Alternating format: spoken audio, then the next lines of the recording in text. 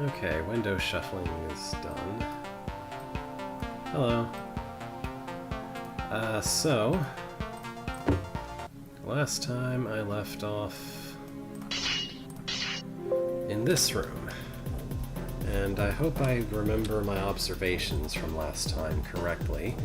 As far as I remember, you have to do this to distract the guy. It takes him 4 turns to turn that way. And then on the 8th turn, you need to distract him again. Right? So if I count trapdoors, 1, 2, 3, 4, 5, 6, 7.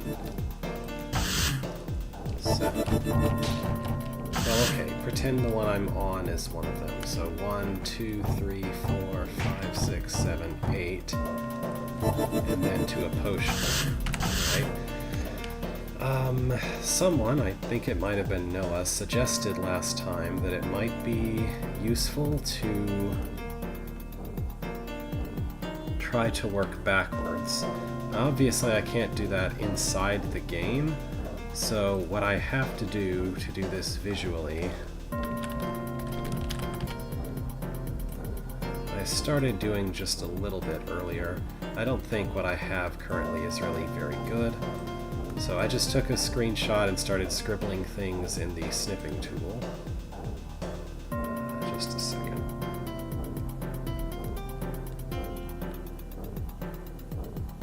How do I make it put this at the front?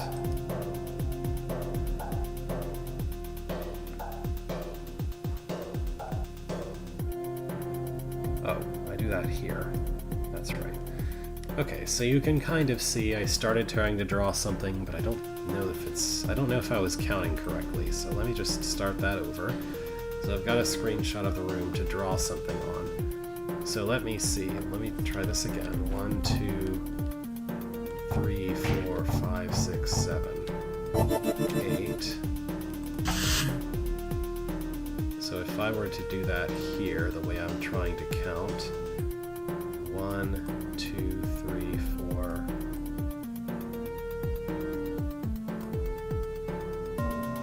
5, 6, 7, 8. And then we have the next one to start. So if I try to work backwards, just ignore that for a moment. This would be number 8, and then I would go 7, 6.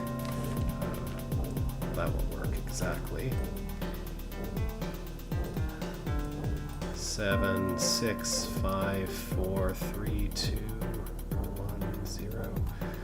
That won't work either, so I can't grab that. So 1, 2, 3, 4, 5, 6, 7, 8, and then that one. I think that's the right number.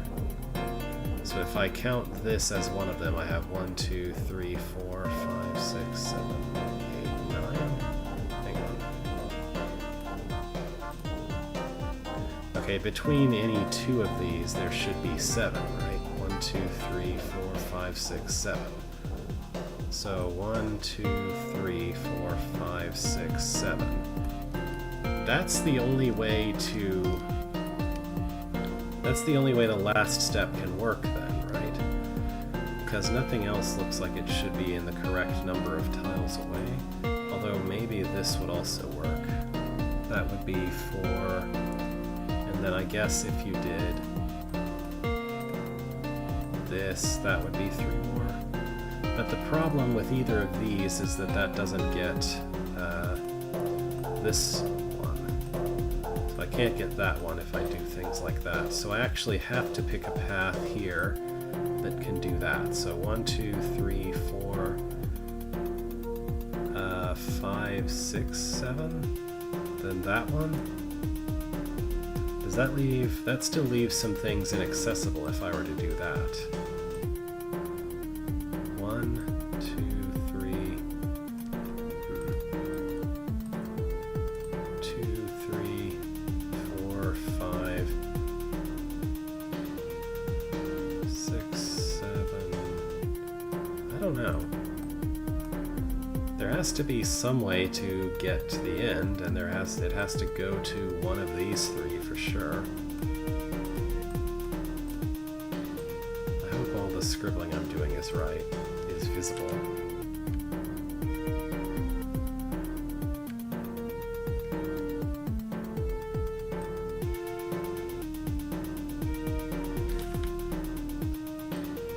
Let's see, if I did that somehow, that would get 4, 5, 6, so that wouldn't get enough, besides the other problems with that path.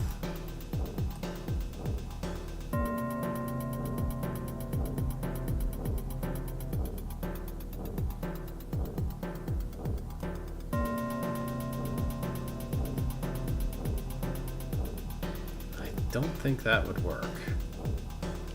That's got only 6 between instead of 7.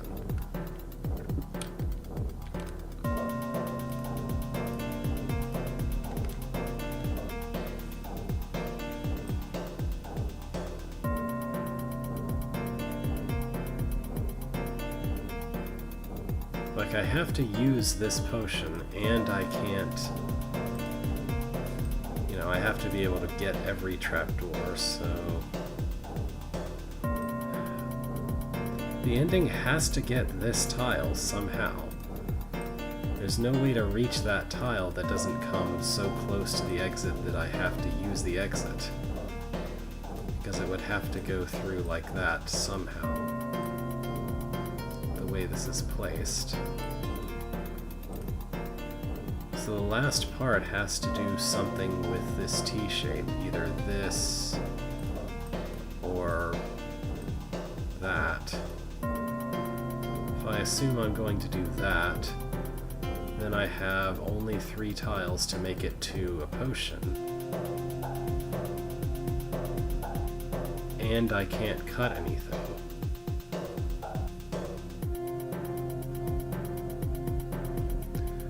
Maybe it should be something more like this, and I have to get that some other way. Take this Z shape. This still kind of has the same problem, though. Now I should take 3 more trapdoors before touching a potion. But I have to take this potion after only 1 or 2 trapdoors from here, because there's no other way to make a path that includes this potion.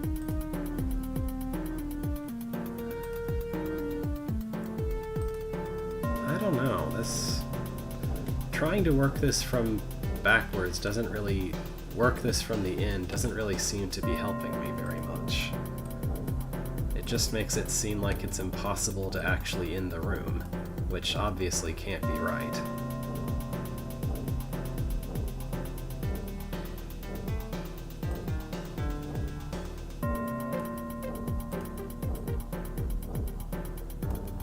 Let's think about this another way.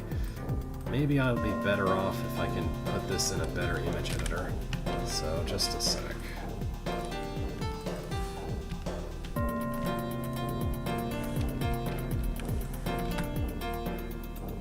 Okay. Let me get rid of that.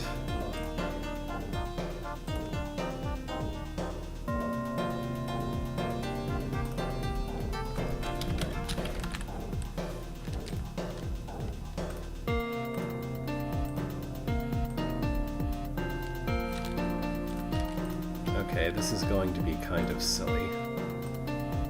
I guess I can't help that. So here's MS Paint. I'll put B-throw where you can see it, just for... Okay. So if I start off by thinking about things the way I did for the Sadako business, we have lots of places where if you enter, you have to leave some way or other. Like we have this corner, we have this part, we have this entire L shape, this here,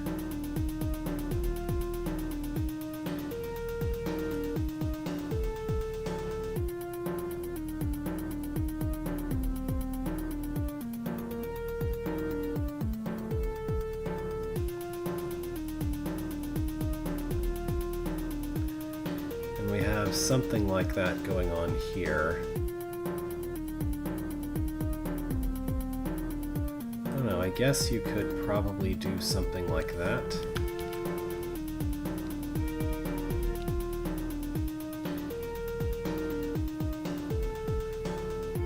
Yeah, this part's weird because you either can do this and that kind of thing, or you could go across this way.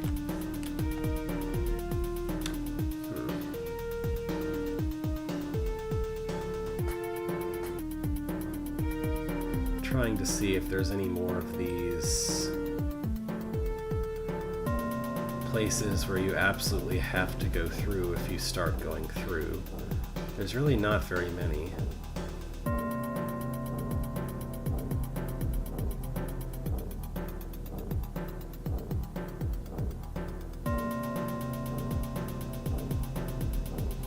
Which is part of what makes this room so complicated to look at. So if I were to try to start here, go 1, 2, 3, 4, 5, that's not enough. Start here and go 1, 2, 3, 4, 5.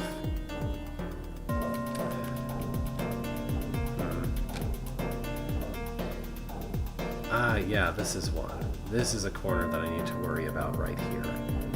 That's something that was tripping me up. So then if I were here,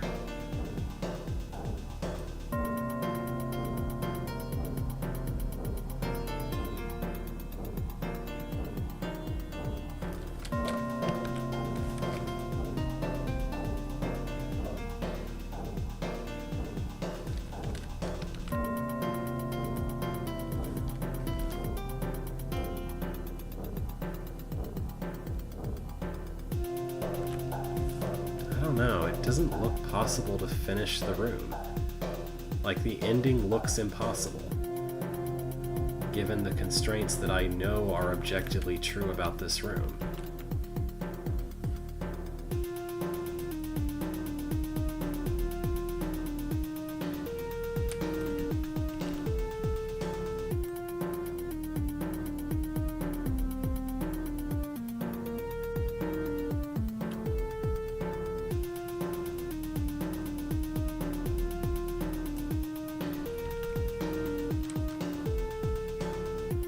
Have I miscounted something? Let me check again.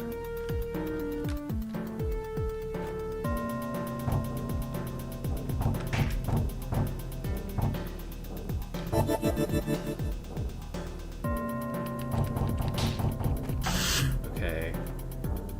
2, 3, 4, 5, 6, 7. 2, 3, 4, 5, 6, 7.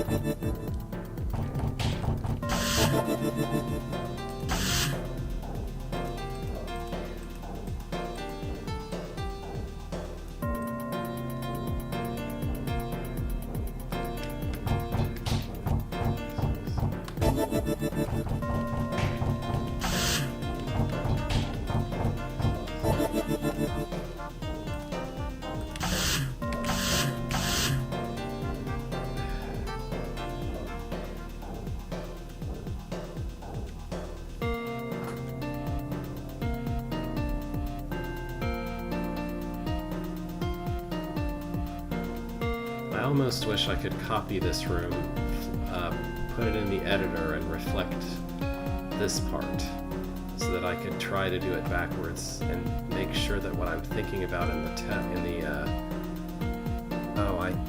sorry. I didn't show what I was doing here, but I was just trying to count things. I wish I could copy this room in the editor, grab this square and reflect it horizontally, just so that I could check that what I'm thinking is working backwards I'm counting correctly with, because I'm not sure. I feel like something must be wrong with it.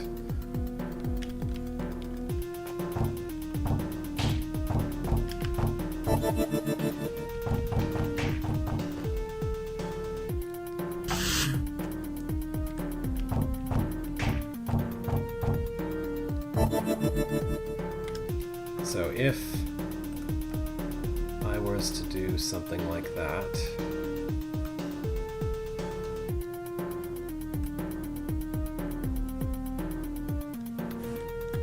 yeah, we have 7 trapdoors between one potion and the next. So there should always be 7, oops. There should always be 7 trapdoors between each pair of potions. No matter what. So with that in mind, is there any way whatsoever to get from this, which is the exit, to a potion in exactly 7 trapdoors in a way that doesn't cut anything off or make anything impossible? I'm not sure there is. I can use 6, but not 7.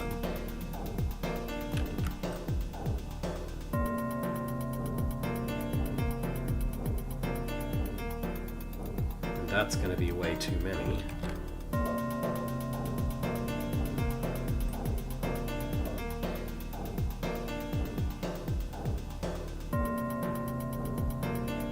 Okay, this would give me 7, but this would make that potion completely unusable. This would become a dead end, so that can't be right either.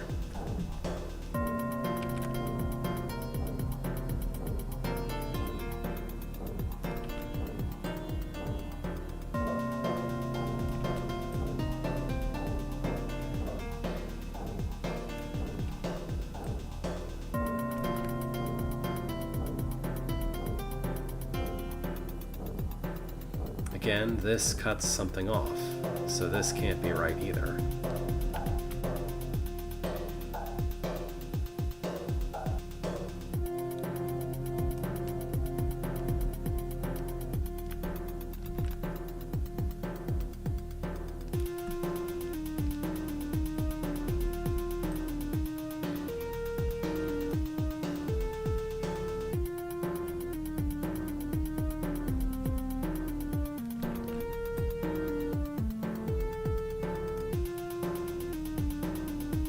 This would work if that trapdoor wasn't there, but that trapdoor is there, which makes this impossible to make work. Or if that corner wasn't there, then this could work.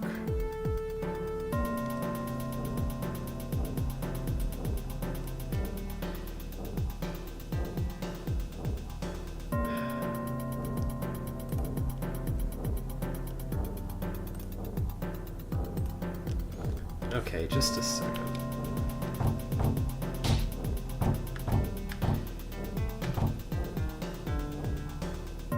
Okay, I think I know what I'm messing up. Because it has to be this way between potions, right? There have to be 7 trapdoor between pairs of potions. But if this was me stepping on the tile right before the exit, and then this was me stepping on the exit, then I would be done and I would be standing on a closed yellow door, but this red door would be open, and I don't need to go back this way, so this door being closed with me on it is okay. So trying to work backwards is actually more confusing than forward because you get a weird exception to the rule the entire rest of the room runs on. Namely, I have 8 trapdoors back over here, when every other time I'm between 2 potions I get 7. So I should think of this as being the potion, not that.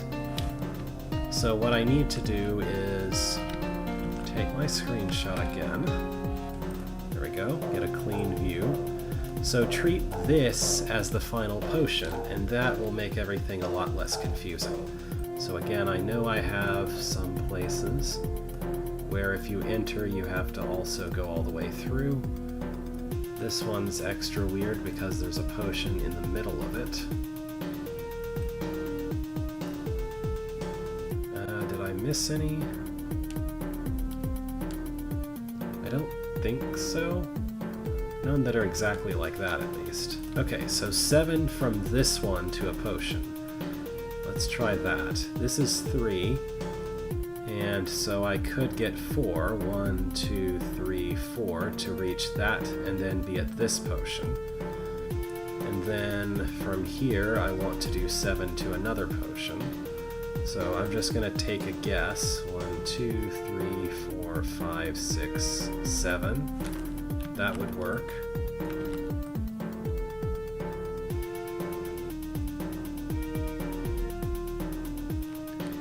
And then from this one, 1, 2, 3, 4, 5, 6, 7.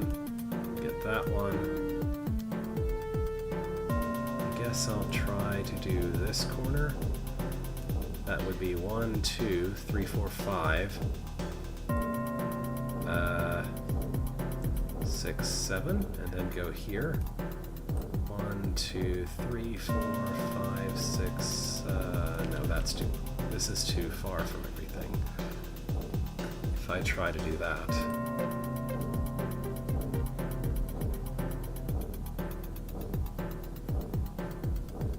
That would get 7. 1, 2, 3, 4, 5. Wait, what? No, that's only 6. If I did this instead. No, I think the problem here is this area as a whole, you have to enter somewhere like that and exit somewhere like that.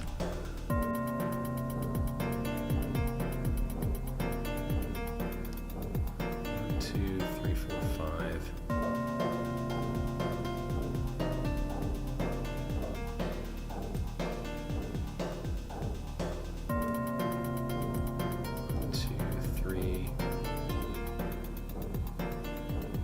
I can make this 2, 3, 5, 6, 7.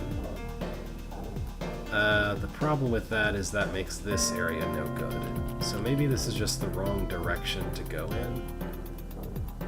Unfortunately, I only have so many undos.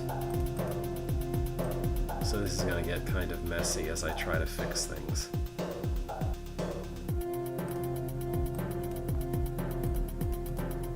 So forget that path. We'll try something else. 1, 2, 3, 4, 5, 6, 7. Then can this work? I think this is exactly 7. Right? That's 4 and that's 3, so that makes 7 to here. And if I'm here and I've used that one up, then I have no choice but to go south, or more accurately, to come from the south. So 5, 6, 7, and I have no choice but to be here from that. So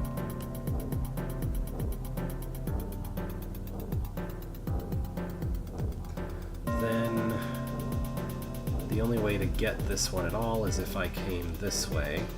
So I have to go this way. And then that's 2. This is way too close, so I can't use it for this one, which I think means this won't work. Because that one's... well, I don't know. Is it too close? Okay, maybe it's just exiting that way from this one. Oh yeah, I could do this, like, this kind of thing to get those later, actually.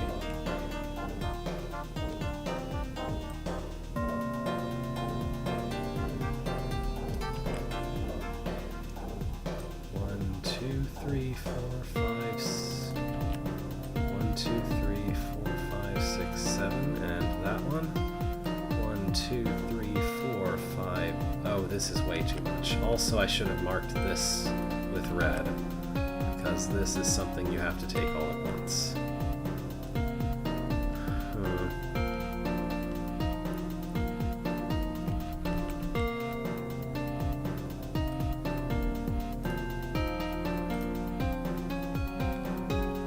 Okay, let's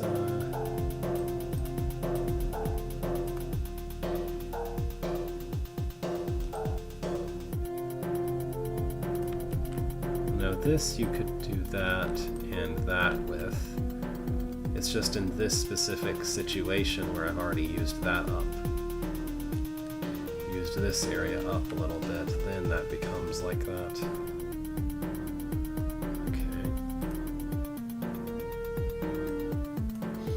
I feel like these last two bits here have to be right. I just don't know what else to do before then.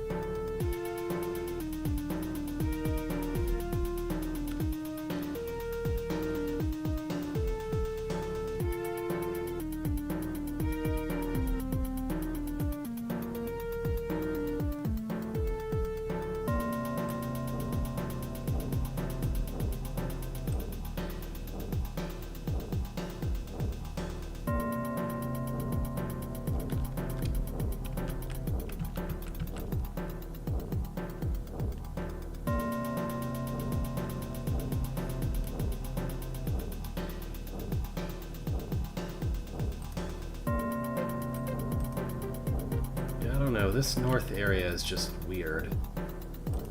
A lot of the south area feels relatively straightforward to do, but how exactly all this is supposed to work, I just don't get.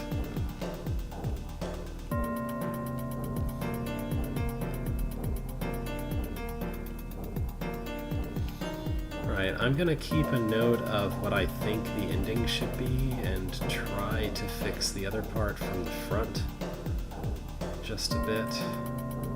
See what I get.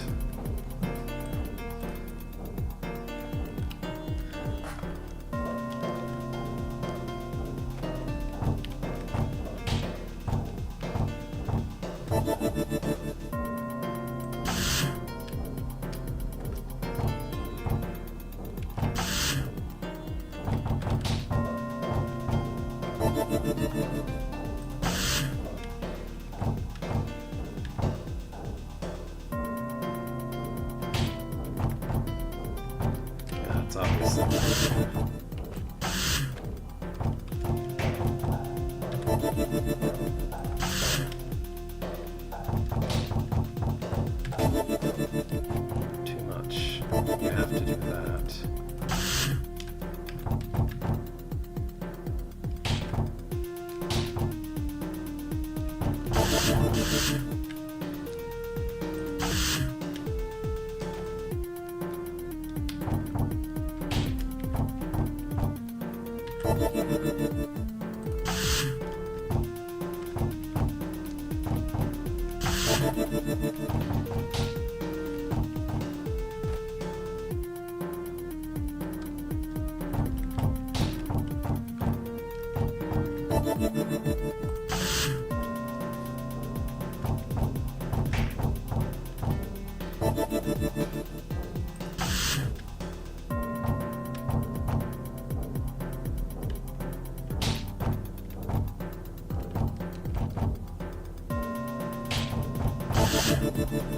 I don't know.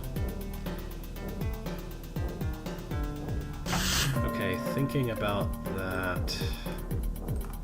Let's try something else with the ending. Maybe I should grab this instead of that. So let's see. Long shade of blue. Start here, go.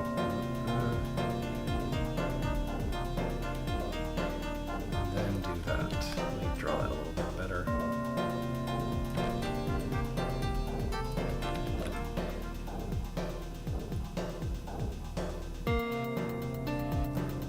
Okay, that's 1, 2, 3, 4, 5, 6, 7, and then that's this one. That might make doing the other stuff a little bit easier. If I try this again.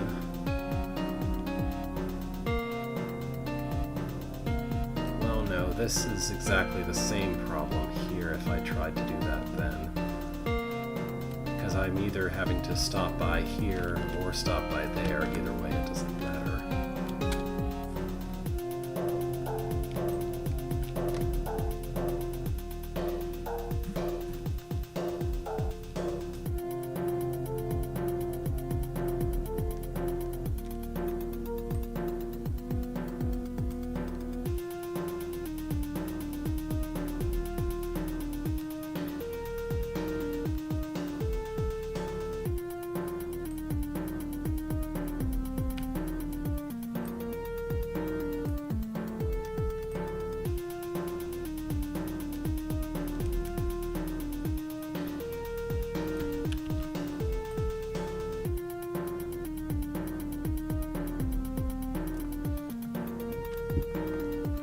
That's 1, 2, 3, 4, 5, 6, 7. And this has to go here. 2, 3, 4, 5, 6, 7. And that stops here.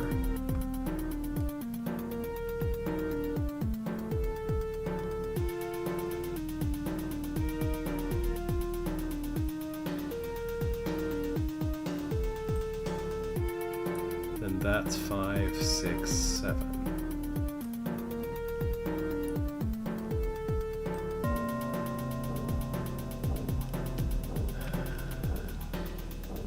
I think the only way... Oh, wait, no, this breaks way earlier than this. This can't work. Because doing this right here cuts that off. So we can't have a path like that, because at some point you have to actually be able to pass through this potion.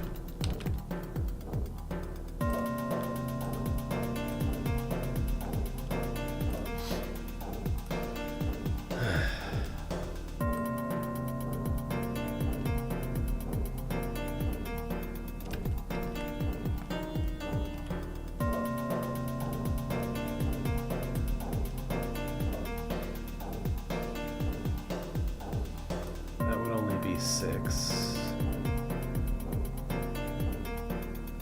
2, 3, 4, 5, 6.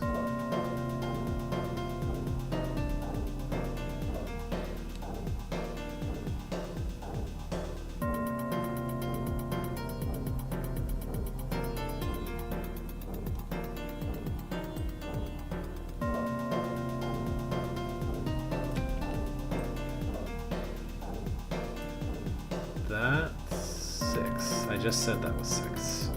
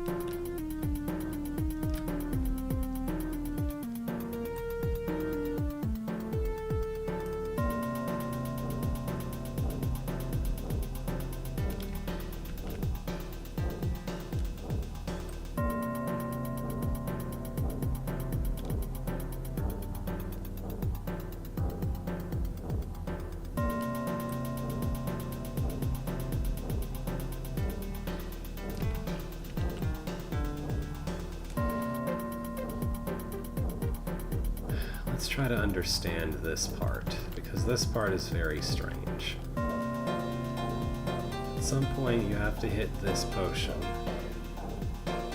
You have to enter and you have to exit through those two somehow.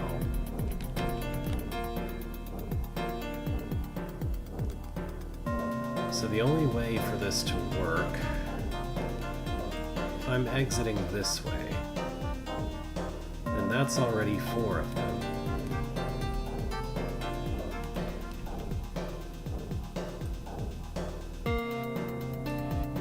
Right, this would already account for 4.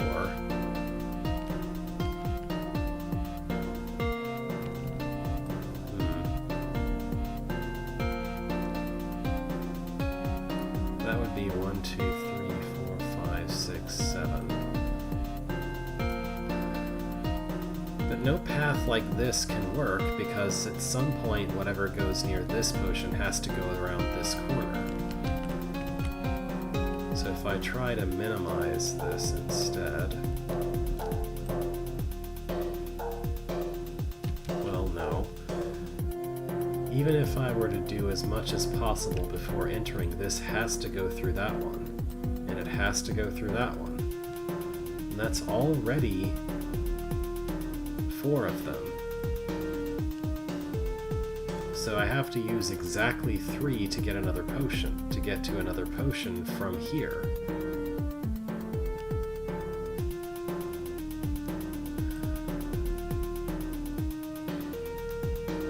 This could technically work, but that completely strands this potion.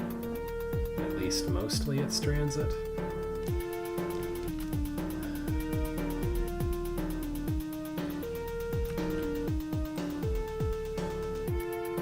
If I assume that I have to do that, then how am I ever going to reach that potion using all of these?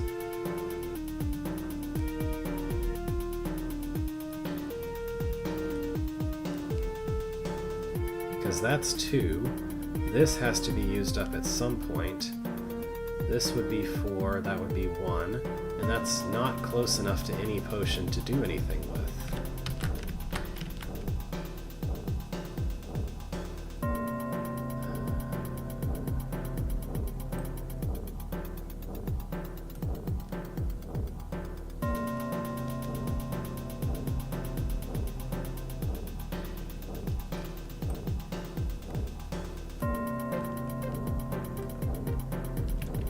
This either has to do this to get 7, or it has to come directly from the entrance.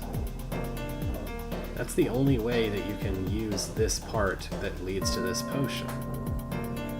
One of those 2 has to be it. There's no other way for this path to connect to a potion from that one.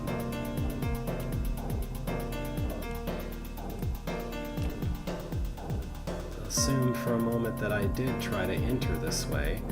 That still won't work because now there's no way to use this potion. There's no way to get across here if I did that. So that means that I can't come here directly from the entrance. So 1, 2, 3, 4, 5, 6, 7. So this part is completely inevitable. This has to be what you do with this potion to that potion to be able to reach that potion at all. I mean, I don't know which direction this is going in, but it has to do that. And then this one uses that to do something. I might as well make that part of the path red because that all happens no matter what. And that means that I have to do something here as well. So this has to use these 4, which means that it has to somehow use exactly 3 more. It has to somehow use exactly 3 more to reach another potion. But there's no way to do that.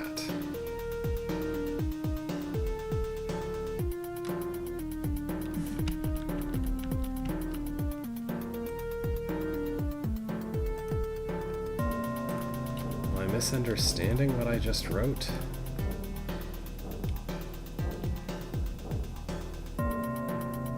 This arm has to go to that potion. It's using these 2, and it has to take 5 more before reaching that potion. If it tries to instead do this to start from there, then it completely cuts this path off, and there's no way to do that. So this part of the path is unavoidable. It has to do exactly that. And then this part... I don't see any way this can work. Because this has to get to that potion. There's nothing else that this can reach from there. now that this potion is used up.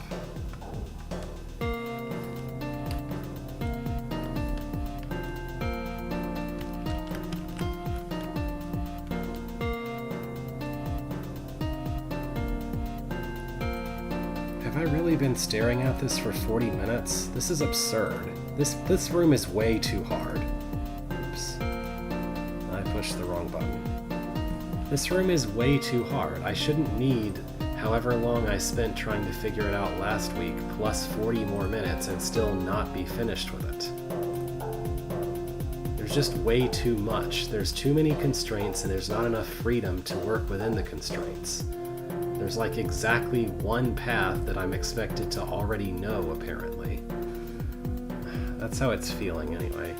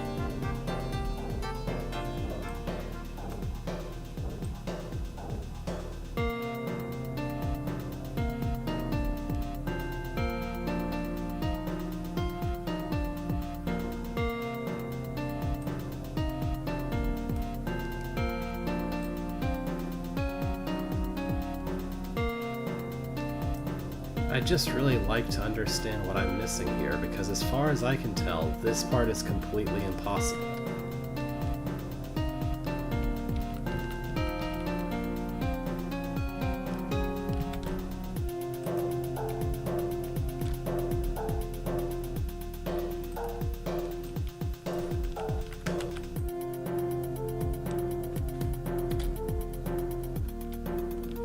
There is no way to reach, like, you cannot get to this from the entrance directly. You have to come from a different potion.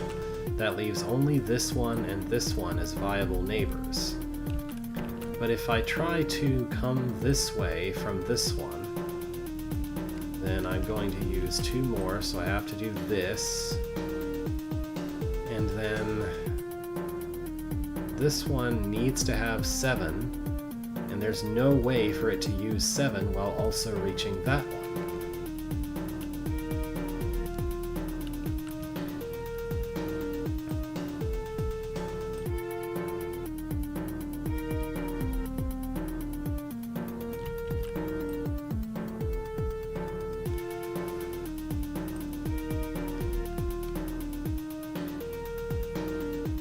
Does the fact that I have an extra turn of sorts going from here to there, does that mean that I can wait 1 turn?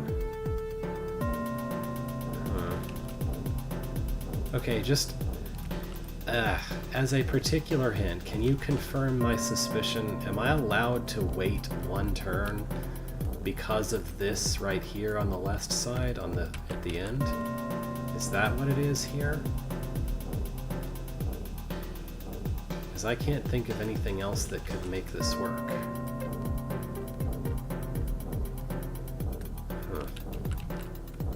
Because there are objectively no paths that take exactly the right number of trapdoors, both in and out of this. There just aren't any.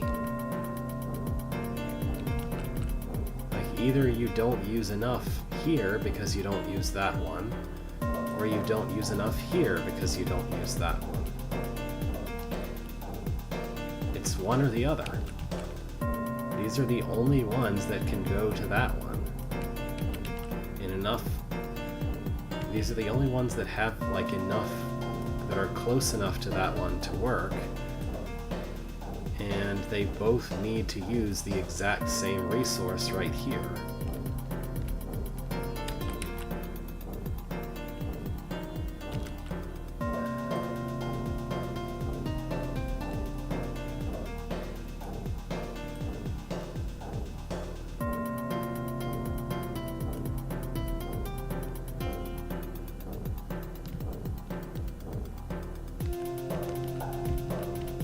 Like, coming out of this one of the directions coming out of this one has to go around that. So I can't cut both of these on the way to this one. Or I can cut both of these, but, like, I can't cut this on the way to that one.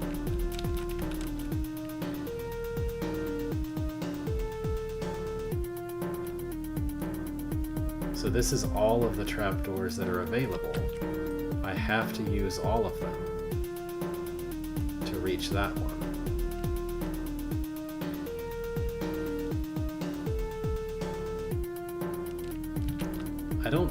I don't see where there could be another path. This is all of the paths that there are.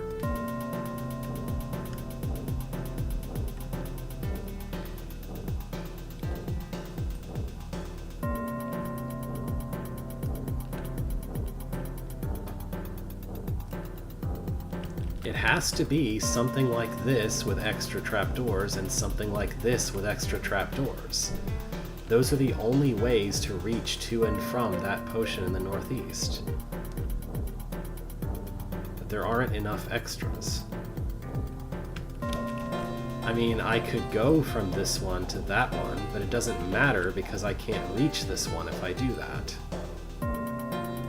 If I try to go from this one to that one, then the only conceivable way that I could start at this one is by starting here and going to this one. But doing that means that once I get here, I can't go anywhere.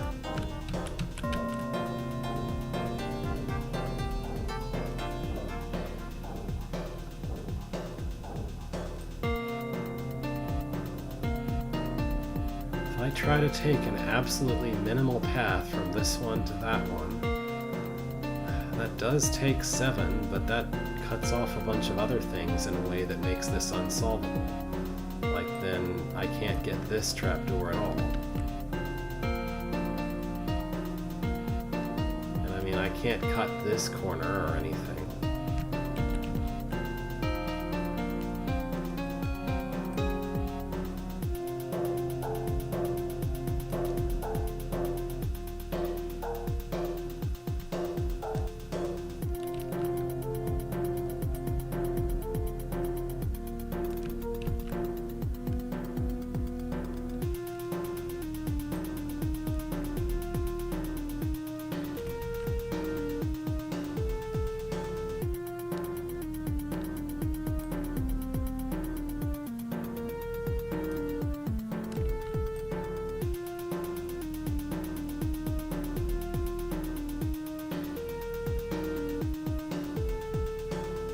That uses too many, so that's not it.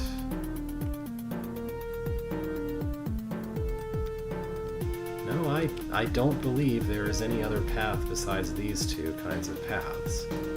Everything else has a problem of the form can't get that, or can't get that, or can't get that, or something else like that.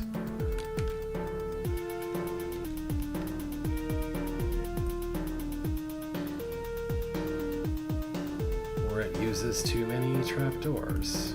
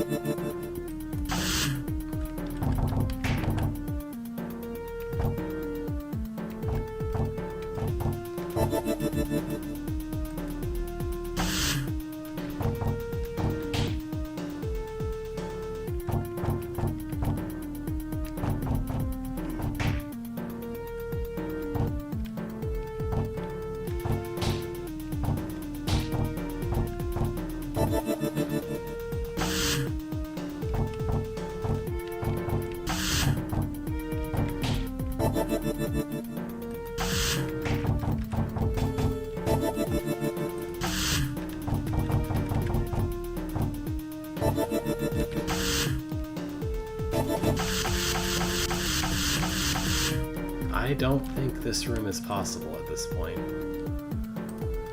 I have eliminated basically everything that resembles a possibility as far as ways to solve it, and nothing works. Honestly, even trying to start the room directly, like actually play it from the beginning, it seems impossible.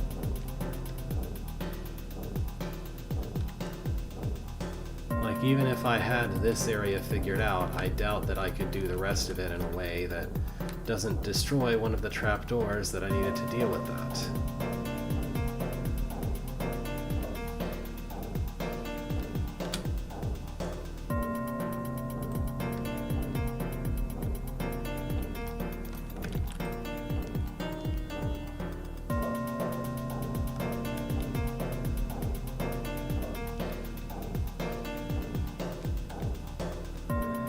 I would like a stronger hint because I just want this room to be out of my way and to never have to look at it again at this point. Like, it has clever ideas, it's just way too hard. It is way too hard.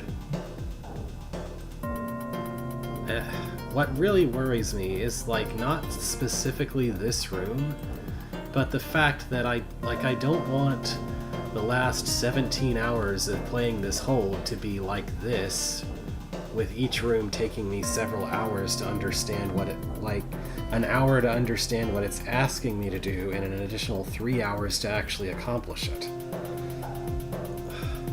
Maybe this is peculiar to trapdoor rooms that are extremely finicky for me, or maybe it's something that would be a problem for just anything that's really hard.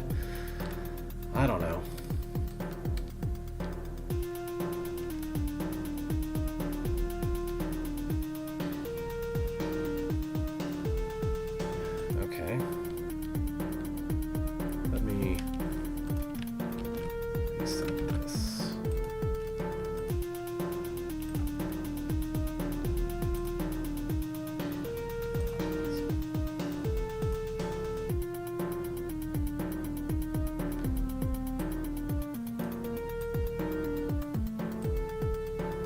So as far as these,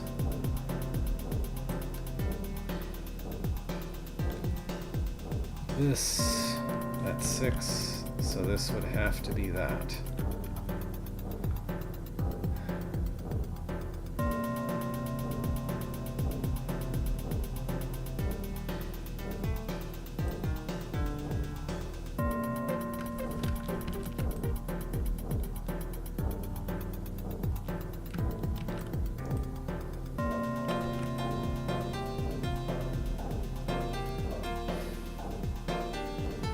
That's only 5, so that doesn't work. The only other thing that could conceivably be a path is this, which I was looking at earlier. that takes up too many. Without even managing to get this tile, this uses 8 out of 7.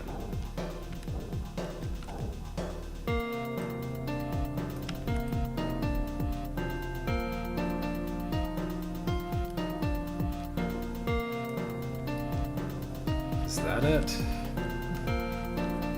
That cuts off an awful lot of other things. Actually, I'm pretty sure that makes... No, that doesn't quite make getting through this impossible. Alright. If that's how that has to go, let me try to work around from that. So that forces this to exit this way. That would be...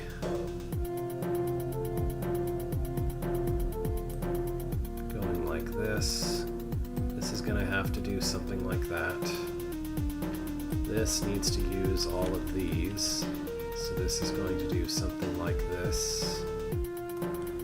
And then that's 4, and it needs to reach a potion, so that would be these 3. And that means that this area has to be taken up this way. I assume that's 7. Is it? Oh no, that's too few. Did I do something wrong here? That's 4. I guess I could do that. That would leave these. And now this is... Oh wait, no, that still is not right. Hang on. Need these 4. This has to do something to reach...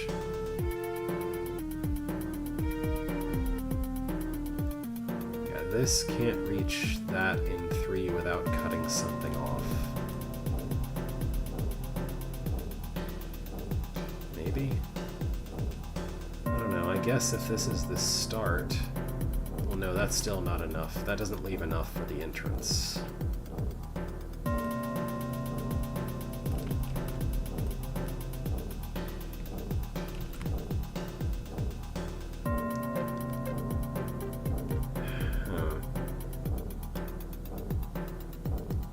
I need to get all 4 of these if I'm going to do that.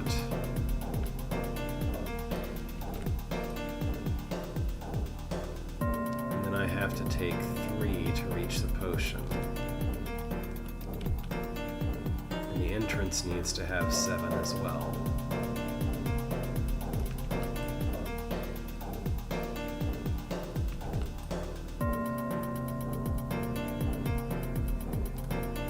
That would be a way for the entrance to use 7, but that doesn't leave enough for this path.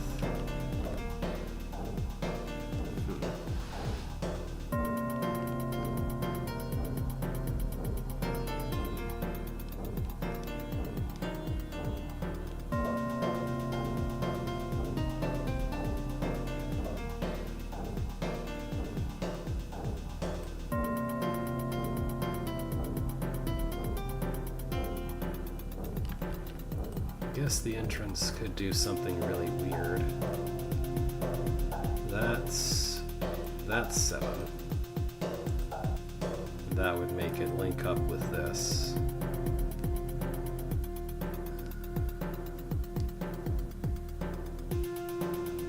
So then, if that's how that has to start, then eventually we have to get back to this potion and use... So that has to be a path to this potion. So that means that when we do this, this is going to be... That's actually exactly 7 to get to that.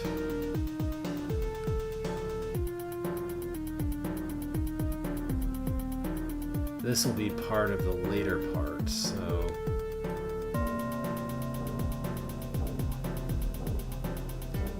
That's the only way that can use 7 with everything else in place, I think. So then this will have to grab all of this. That's 3, 4, 5, 6, 7. I think that's too much.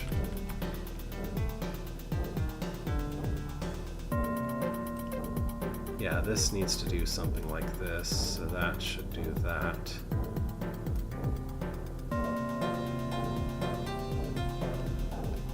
This has 3 left, so it could do these 3 to get to that one, or those 3 to get to that one. I don't know which one it needs to use.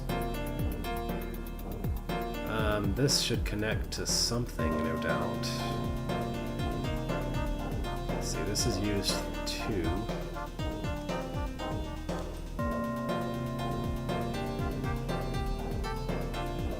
That would use 7 to reach this one. Then I suspect this part should be doable. That's 4, then it could be 3 to this one. Then this would be... oh, hang on, this doesn't work. I can't cut this if I want there to be a path through here. So this either has to not cut that, or it has to do something else. So let's say it doesn't cut that. This gives it 4, 5, 6, 7. Then if I proceed with the rest of that, suppose I do this. That's 6 there, so this could do that.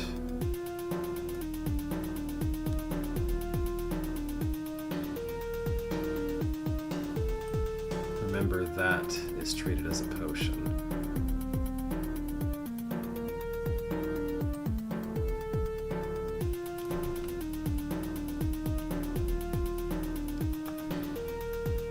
Yeah.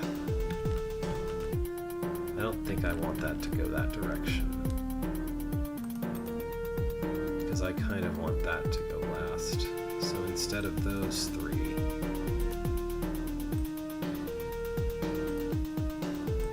this head for the south one for now. That's 4, and those 3.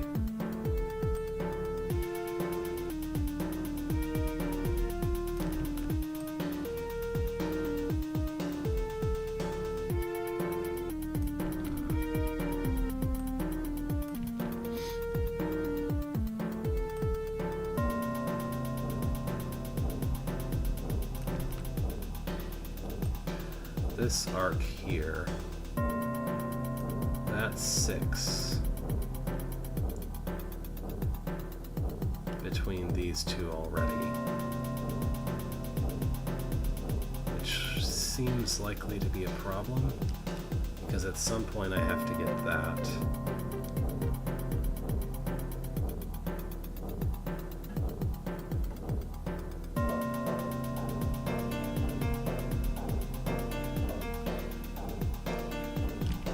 I'm not really sure what to do from there, but we have a section of the path that I know is probably right, at least up to the red part, and the next step past that, so I guess I'll just walk that in the real room, and then see if I can just muddle through the rest of it. Maybe I can muddle through a smaller puzzle. Okay, so starting here... Did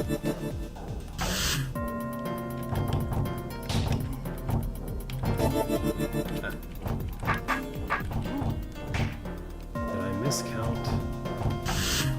I probably miscounted somewhere. I did something wrong.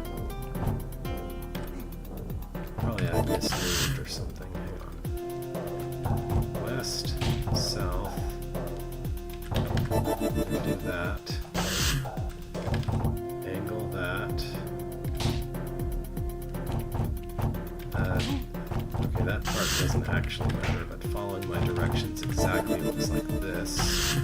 I think I bumped the pit clumsily at some point when I got confused for a second there, and that's why I didn't have as many turns as I thought I did. Or as I should have.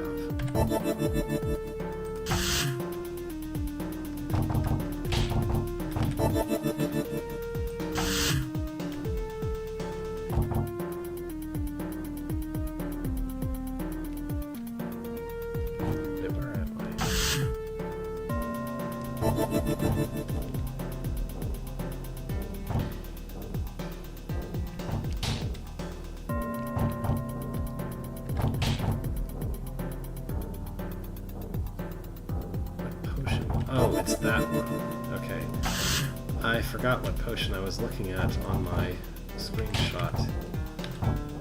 That led to some confusion.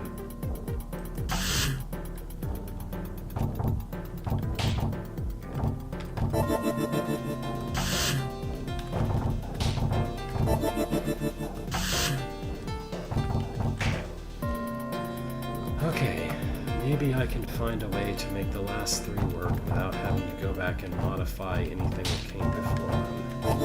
That would be really ideal.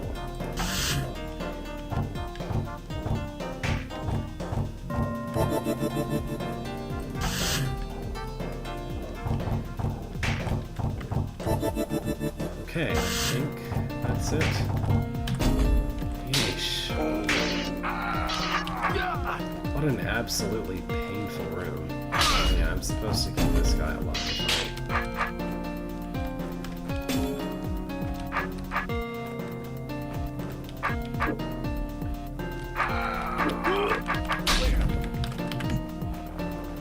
Okay. The remaining room is incomprehensible for completely different reasons. I really might leave this one for later. This one, I don't even understand what the room is actually asking me to do. Like, it makes absolutely no sense to me. Like, I'm supposed to somehow magically make a guard stay here. The only way that I could actually conceive of doing that is if I had access to 3 powder kegs that I could place here, here, and here, because then the guard would get stuck the way that he's supposed to on powder kegs. But not only do I only have access to 2 powder kegs, but I also can't actually put them in this region at all because of the ore mites. So I have no idea how this room is supposed to even be possible. That one I'm just going to look for someone else's post in the H&S board later, I think, maybe during some kind of cleanup. It's really unsatisfying to not leave this room, this level complete, but I'm really sick of it. Even if none of the rest of that level is actually about trapdoors like that, I need to hit this orb. I guess I'll have to trek all the way through all of this to get back to this secret level. I don't know. It's so far from me being able to understand what it is the room even wants that I don't know if a hint is really that helpful. I don't know. Don't let the queen spawn roaches. Let me just do some easy rooms before I think about that. I say easy, but I mean easier. Let me try to understand. There's a bunch of mud. We can push this to close the way and open a bunch of other things. That's... and that. That also... Huh.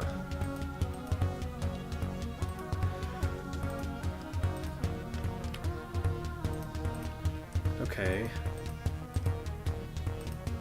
So how does clearing the room work? You're supposed to hit this, because you have to do that to let the queen out. After the queen is out, I guess it's supposed to press this button, because that's something that's like in a direction the queen would actually be willing to go.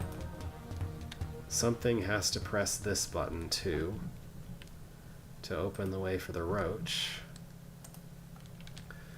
And then something has to go here. There's no way the roach could go here. I guess the queen could go here and then go there? Conceivably, at least. But basically, we need to open both of these doors somehow while standing in this region, so that something can step here, and then in the process, everything else has to die that's out in this area.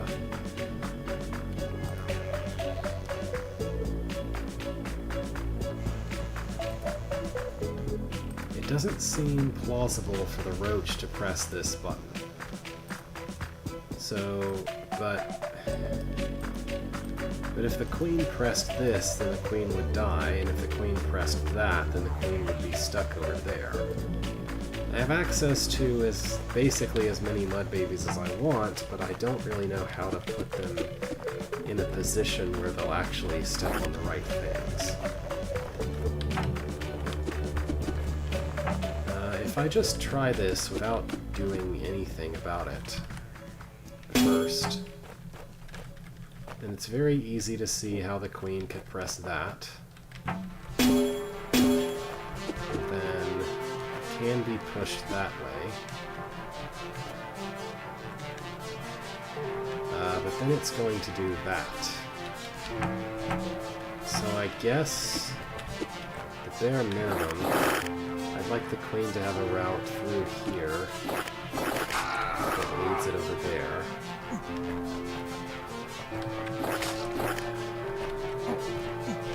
We have these mud babies. Maybe I could stack them here somehow, so that one of them will kindly press that one plate over there, given enough coaxing. Okay. I am trying to do the challenge for the moment. Until I see a reason why the queen needs to spawn something, I'm gonna try to avoid it. I mean, evidently it doesn't need to spawn anything. That passage is too far to the west. Go back. Here. The queen will surely go in here, right? And I can spawn a mud baby. Actually, if I need to at some point make this go diagonal. That will get me killed. I don't need 3 of them really, but...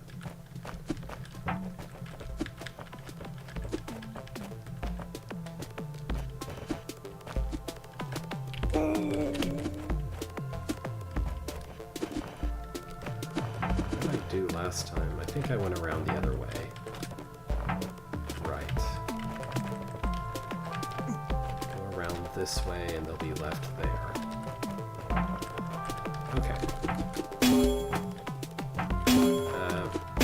This timing might be okay. Yeah, the queen didn't spawn, so this timing is fine.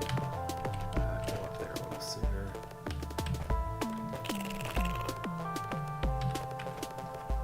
Okay. Yeah, go in there. Go press your button. There. Then the mud babies can help out with this problem. They'll all die. And then the roach just needs to come to me. So this is the other part I need to worry about. I need to give the roach a path to me. Okay. So where I have the mud babies is perfectly fine. I think if I just do this...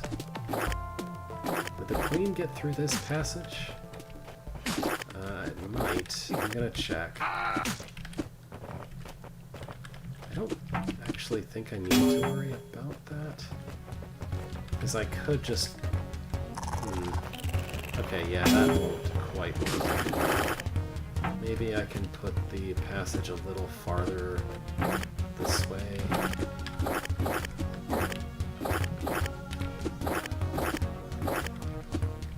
Like that.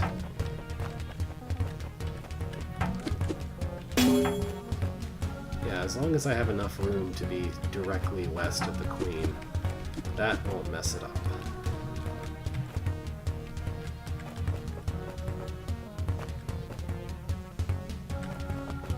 Alright, then I can just run south to make these help me out. Now the roach is over there. Pull it down through this passage. We'll hit the button, and I can complete the challenge. Alright.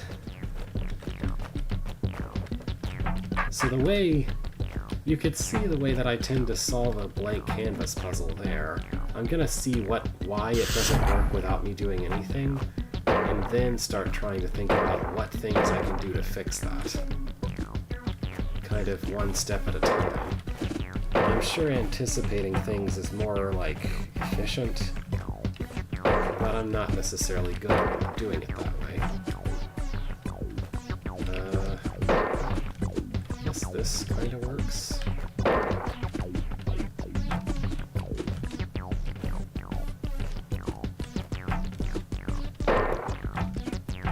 Okay, now I should be able to just do things. I think if I build a full wall, then I can just disassemble only as much of the wall as I want to be able to get rid of these goals. And make sure that I push the unwanted piles just out of the way as I go.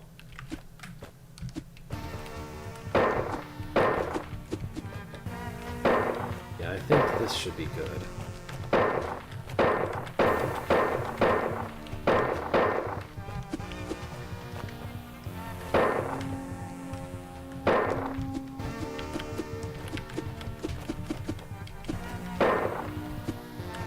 I don't think there's any particular catch to the last part of this room. There's just a giant green door that will all go away when I clear the room.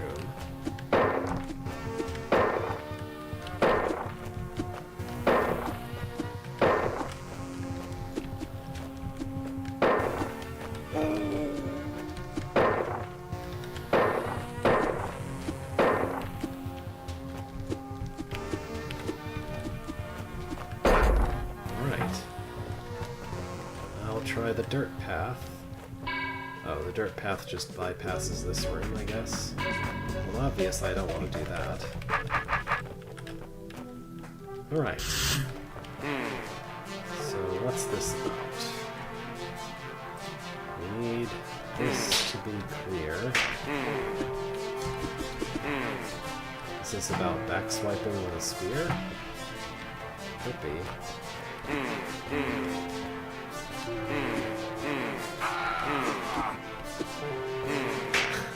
Yeah. There we go. Did I want one of those to be around still? I might have. Let's keep him.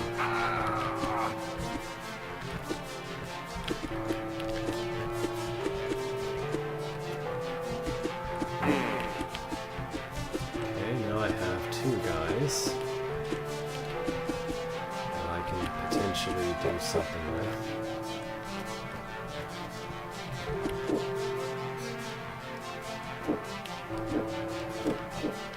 That works, right? Do I need this for something? Not that I can tell.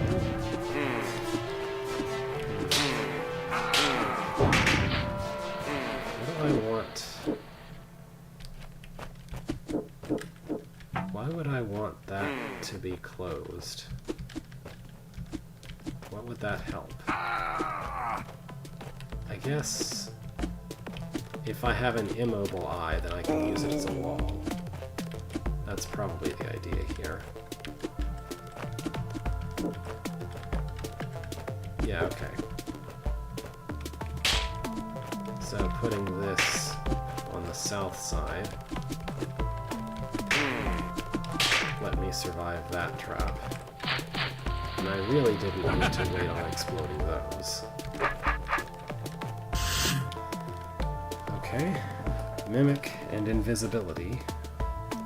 We're just pushing roaches, right? We're just pushing roaches.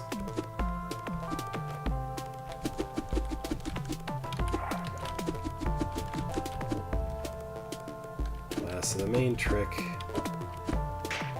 is that you need the roaches to be an obstacle as well as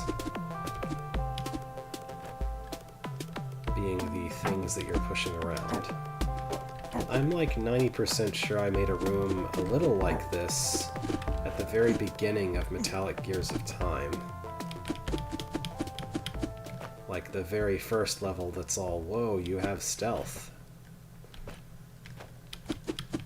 And you're using mimics.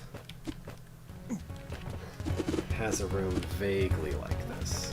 Okay, there's no reason not to use the ocean there to start the mimic going east.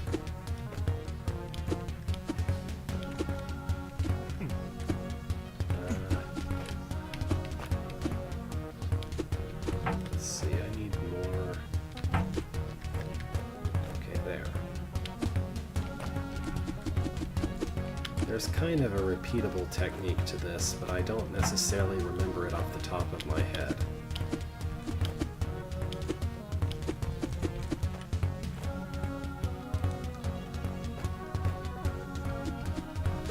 I think the trick is to never, like, try to make sure that V-throw is never against a wall exactly.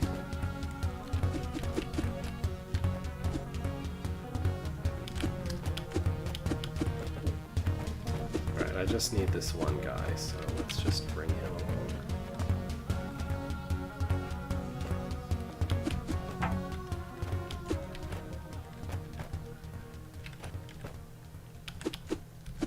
Admittedly, the thing I'm thinking of uses a stick and not a spear, so the rules are a little bit different. But usually, even in a stick version of such a room, most of the pushes that you're doing are not, they're swing pushes rather than stab pushes.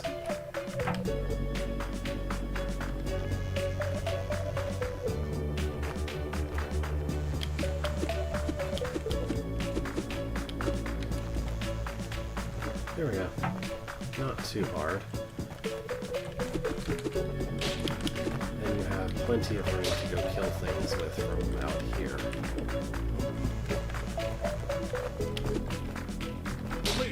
Right, I think that going north here closes a loop that we started entering the level with ages ago. So I'm gonna go the other way first.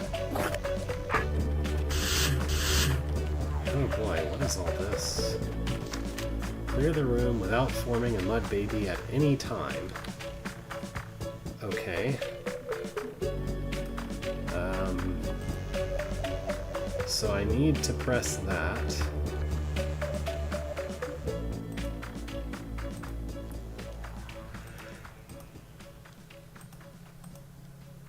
So I need to push these 3 buttons.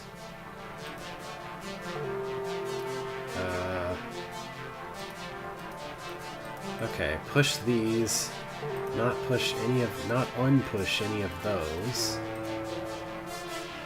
And the fire traps need to not cause mud babies to spawn.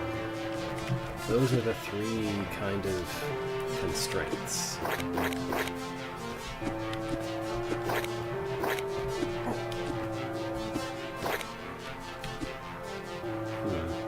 How do I never spawn a mud baby under these conditions? I guess that might work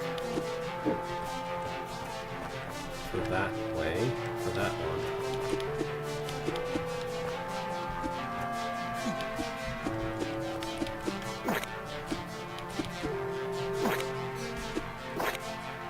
I mean, in theory, if I could make it so that all of the fire traps are already exposed, and them exploding or them being activated wouldn't do anything.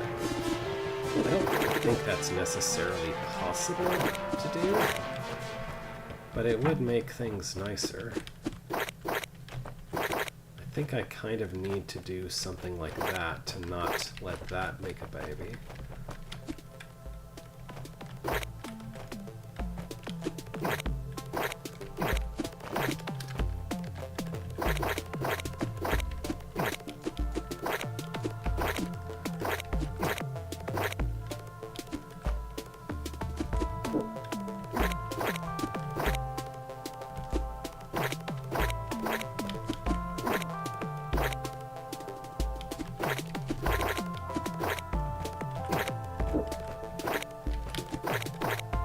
I feel like this is a really good path.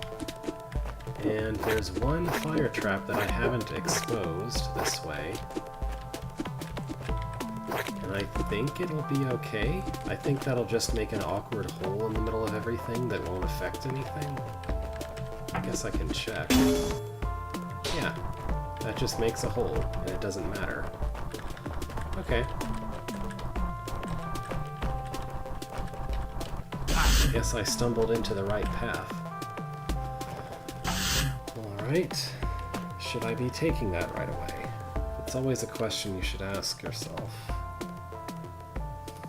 Probably. What is all this?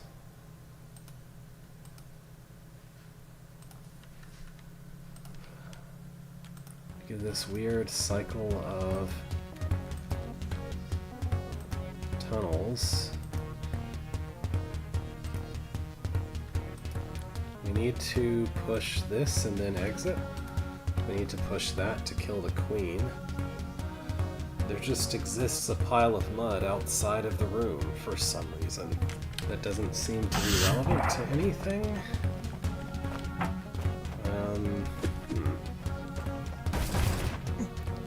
Well, I can't actually enter the room, for one thing.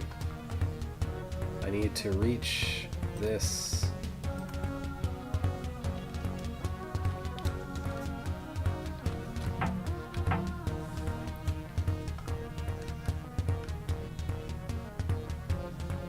So, how do I actually enter the area?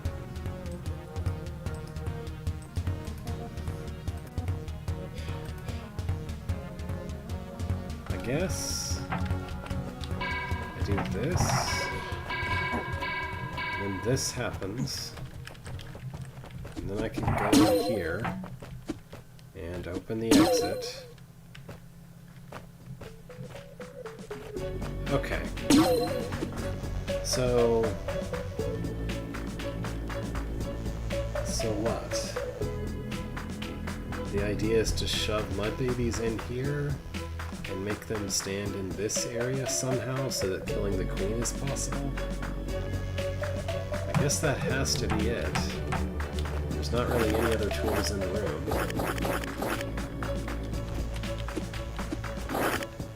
Can I remember what I supposedly learned last time about spawning a maximal amount of mud babies? Not really. Maybe I don't need a maximal amount, but I think it should be something vaguely like this. Then pull it in. If I just do this, then I can lure them all in.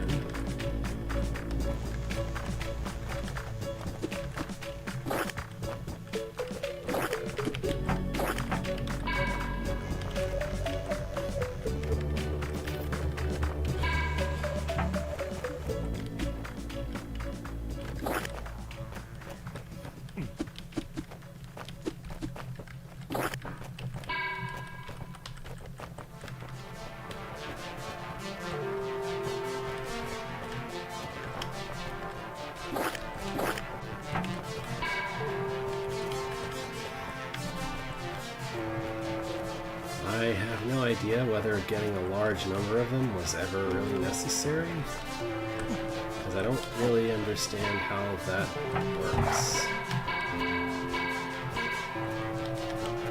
in the first place. No, I think I am supposed to get as many mud babies as possible to ensure that some of them go through there. Well, I thought I was maximizing them, but I guess not.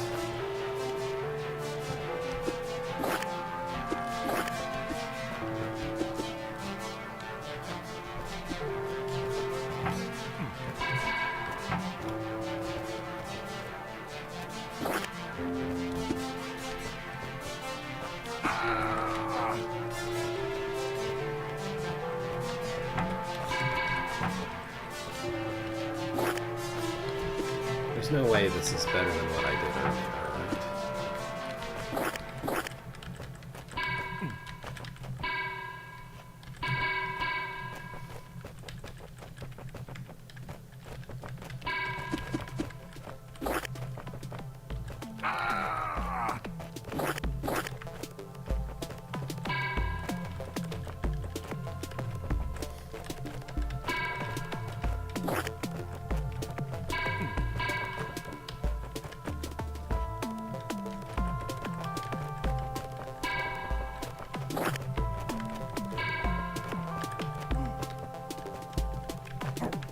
I don't think this will be enough, right? Oh, maybe it is.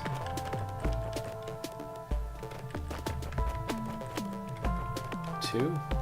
Is 2 going in that area going to be enough? I don't know. Let's find out.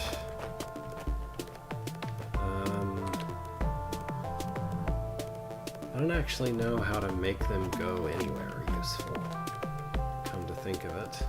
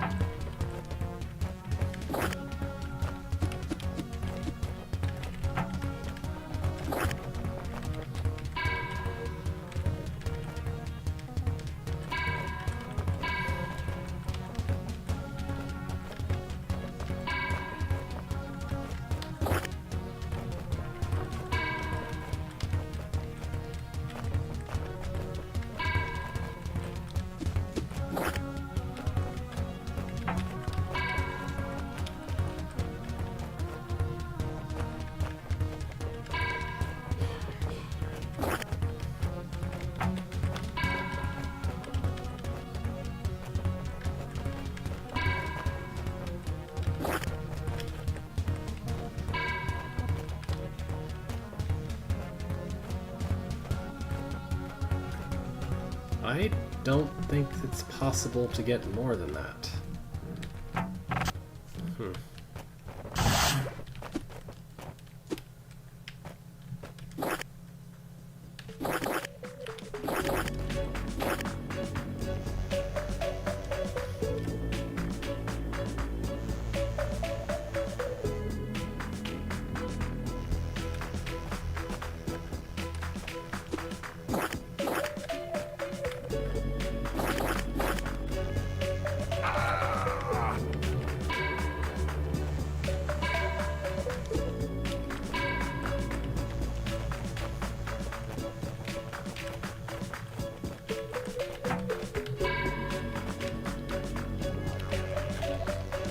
This is way more awkward than it needs to be.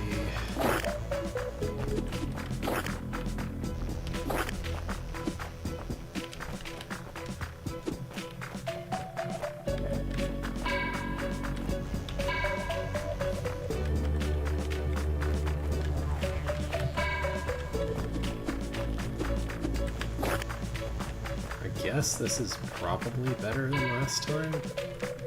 I'm not sure though.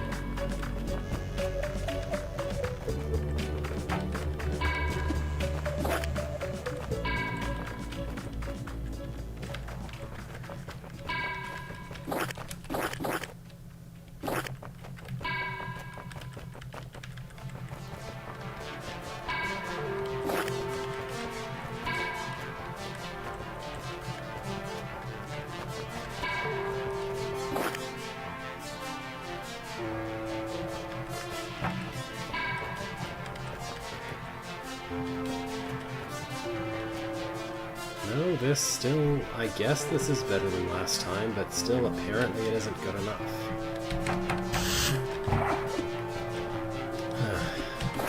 What else can I do differently?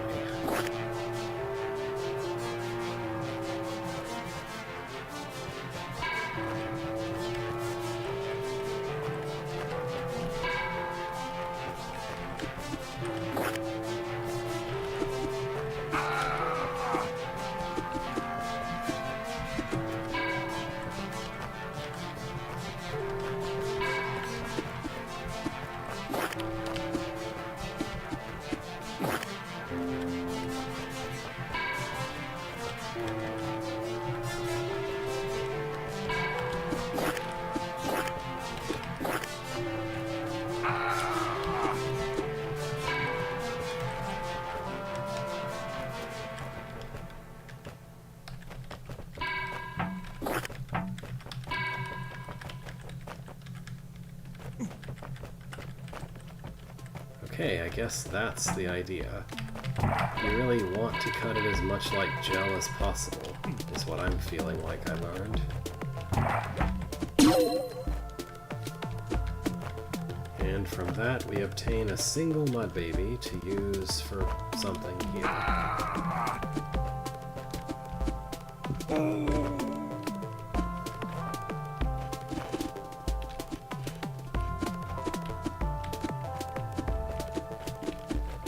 I think that's what we wanted for. Okay, and then from here,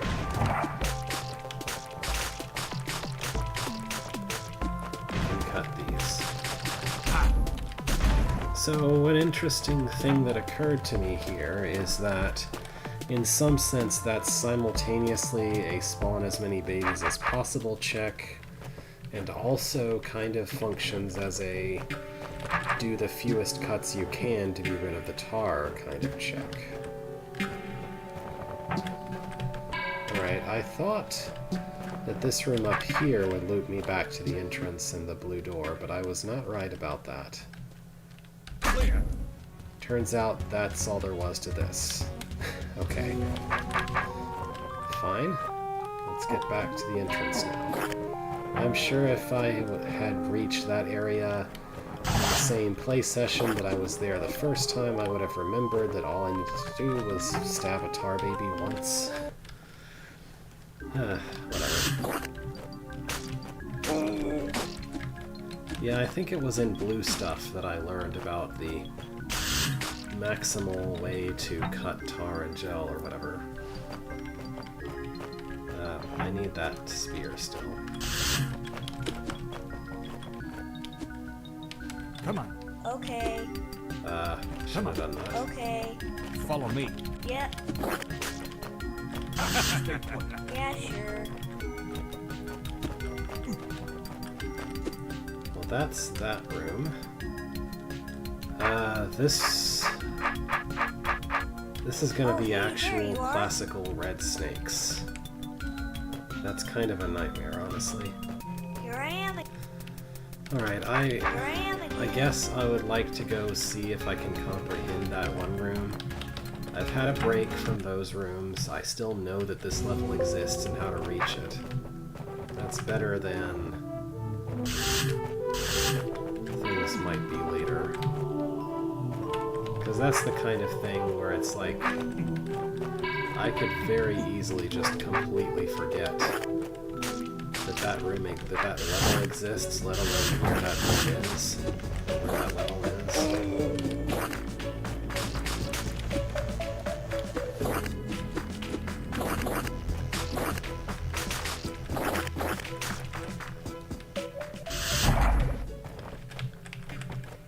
It's also really awkward a bit to walk all the way to there. It's not something I'd necessarily want to do later.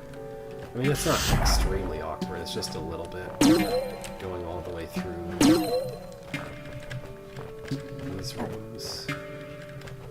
Okay, do I need to do much here? No. Okay, clearing the room, I just go straight here. Okay, subterranean garrison. The room with a bunch of ormites and a few powder kegs. So let me poke at it and see if I can know what I don't know first. Alright, so initial observations made of this room.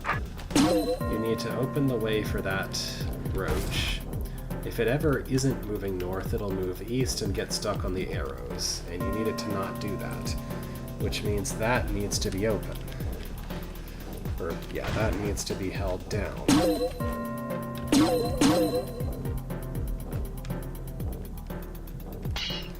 Given leeway to do whatever they want, the guards won't even press the button at all. So you have to do something with powder kegs to prevent them from doing that. One possibility is just making sure that they're unbrained by doing that. Then they'll at least step on it sometimes, but not nearly enough. And they certainly won't stay there, like, nicely, like you would like them to. but it can make a little bit of progress this way. Notably, it won't go east until the door has been closed for like 2 turns consecutively. I don't think that matters because I don't think I can like manipulate these guys into doing like going on and off multiple more times than it takes for them to just go through there. This shape, I don't see how these are useful except for the one use that I just demonstrated a minute ago. The shape of this square shape that we start with, I mean, I can't push them south of here, and if they're in this region, they can't help me either. The only thing they could do is maybe one of them could be on an Ormite. Okay. Having seen how things went a minute ago, what would be extremely convenient is if I could make a V shape that they would want to get stuck on. Anywhere, even a bit farther north. So maybe this is all I actually needed to do. This, and use another one to block the way so they're unbrained. And stand here. No, that doesn't work. Huh. Are they too far south? North? I don't have a way to fix that problem, though. If I do this, what do they do?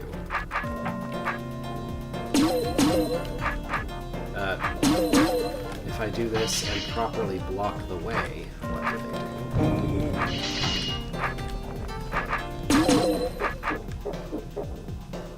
Then they just wander off in the diagonal and get away. So that's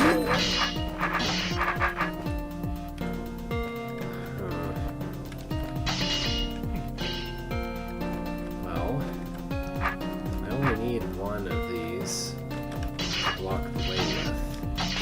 In theory, I can put the other ones in there in similar positions to that one. I guess the thing that they're doing is moving diagonally, so I'd like them to be unable to do that. So maybe that's what I need right there.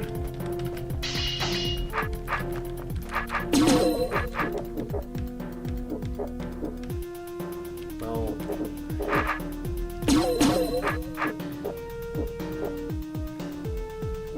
okay. I'm just activating the roach too soon. Because that guy does eventually just stand there. Okay, this room was not as difficult as I thought it was. Probably I was very tired when I was... well, not very tired, but I was a little bit tired from the previous rooms in this level when I came here and just didn't quite try things the right way. Alright, that's significantly easier than the one that I spent 40-ish minutes on and, well, maybe an hour on earlier. So does this level have a final boss room? It sure does. Quiet, men, he's about to fall into our trap. Wait until he opens the doors and then we all strike. You idiots, you forgot to clean up the Ormites. Well, never mind. Attack anyway. So now my goal is to press buttons. Okay. It's kind of hilarious to me that they basically turn into weird wubbas. Like they can't figure out how to attack anyone unarmed. The concept of attacking someone unarmed, like with your fists, is completely foreign to this entire setting. Not even Beethro, the genius that he is, can think to just literally just punch someone in the face. It's great. Oh, I need to face that way.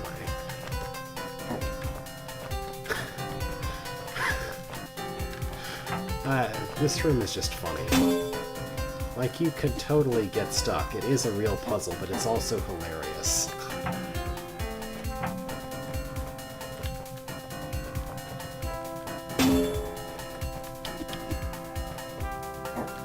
We should make a custom element that cleans up ore mites. Because apparently that's, like, canonically a thing that can be done, right?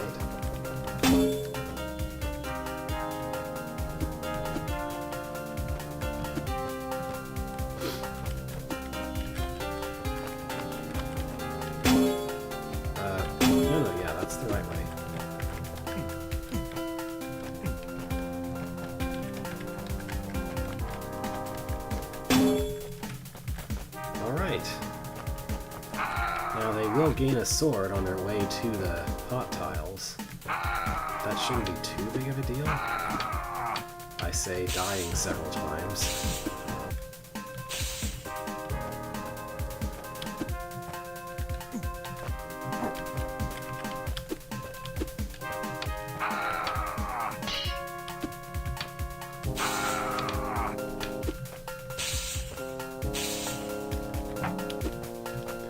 Just be patient about this.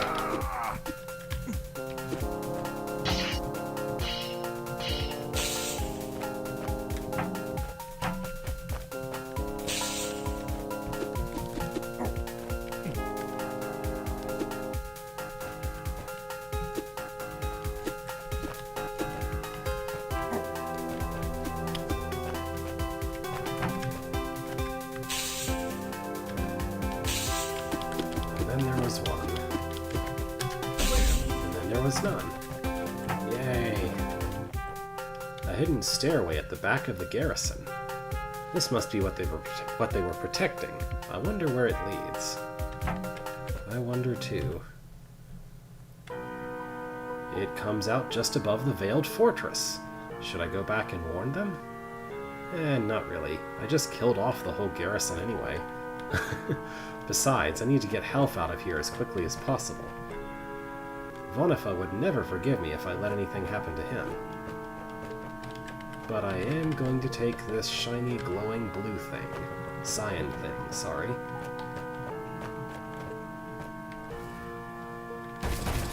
Wait, what can Tendry do? I wasn't paying attention, I'm sorry. Oh, Tendry can fight unarmed. That's what you were saying. Yeah, that's right. In Drought RPG, we established that Tendry can fight things by bumping into them. And actually everything else in an RPG technically can as well. Like if you place a soldier enemy on ore mites in RPG, then it just doesn't have its sword, but it still has stats.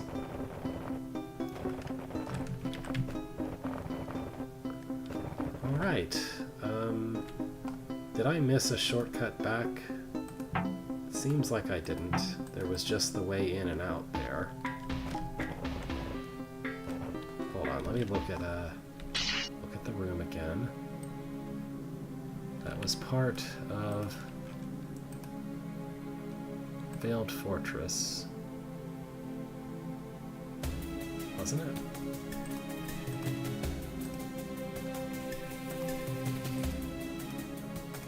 I thought it said Veiled Fortress.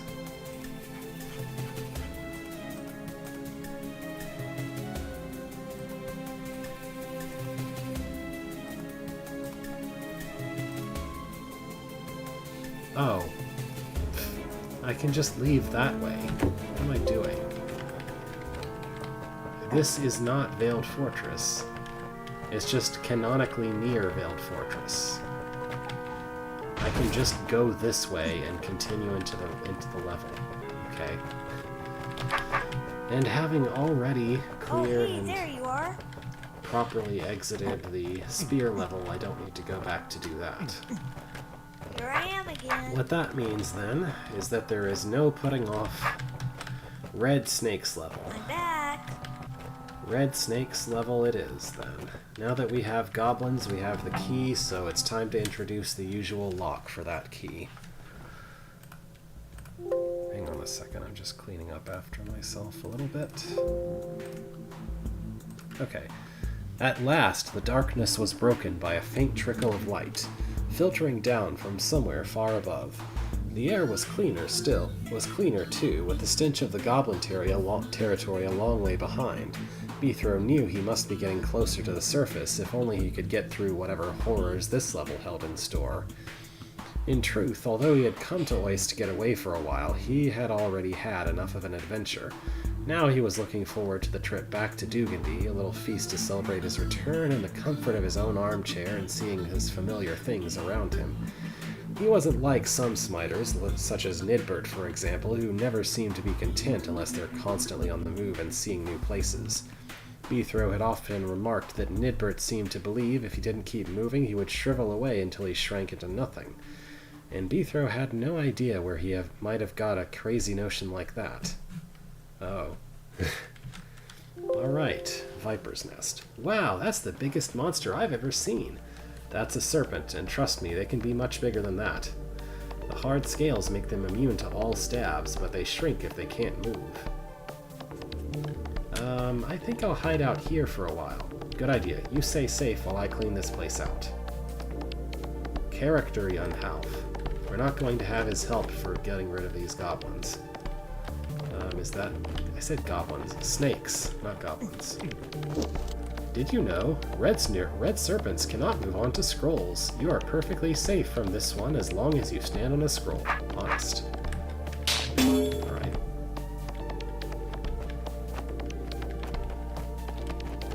So that was not a challenge scroll. I don't think that queen is ever going to get to spawn. Look at this, Half. These red serpents won't step on force arrows regardless of which way they point. Weird. Why's that? Beats me, but I'm not complaining. It makes them easier to handle. Regardless feels like a slightly large word for Beethro. I mean, he's not incapable of knowing things, but he doesn't usually use words that big, at least during this part of the continuity. Oh, I just need to push the queen, right? Duh. Then it can spawn something to let me deal with the other ones.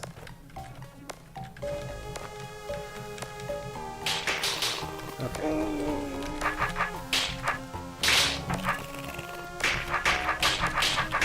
Simple. Going on to the north. Okay. Several things in this room already. Funny, you don't have to clear this room. There's no kind of mandatory tutorial at all in this level. You could basically just leave that room and go somewhere else before even starting the level. I mean, yeah, before even clearing it. Okay, so when you push this, a lot of things happen. So all of these mechanisms seem designed to force you to stand in place. Although you couldn't actually move from here anyway. So that seems a little strange. I guess I'm just supposed to block the serpent from coming into the circle there using these golems.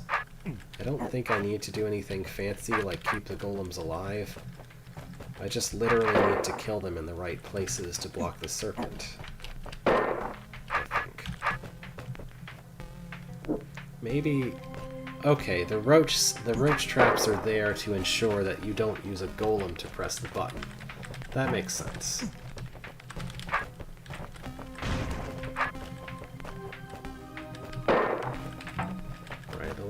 The one going that way is going to be a little bit more of a pain to get in the right place. Not that difficult, though. Alright. Ta-da! Now, if that was an adder, that wouldn't work. But we haven't met adders yet, so no reason to worry about that. Okay, we get a mimic.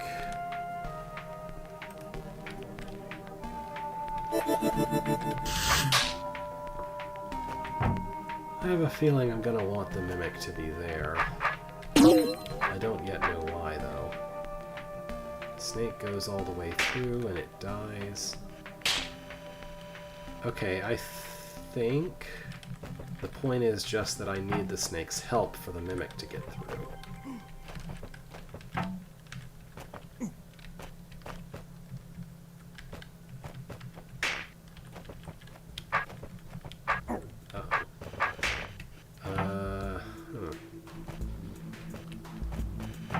When did I mess up?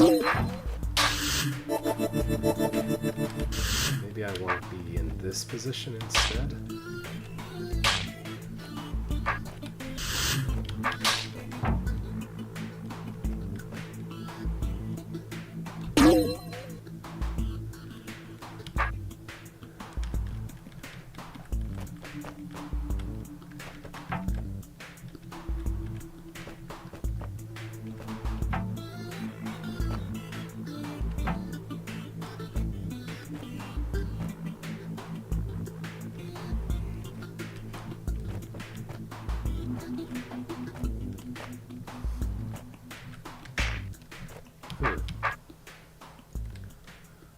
I still can't get far enough to the south. Where is the extra tile of movement that I could gain? Can I...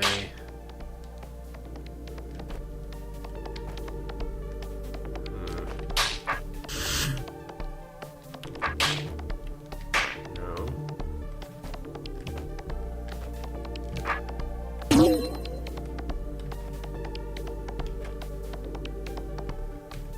I guess this might be it.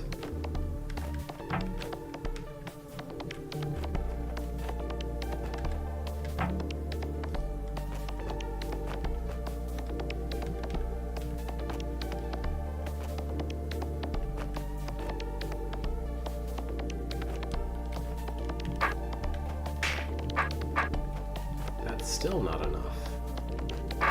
Well, hang on. The problem is I should have bumped upward here.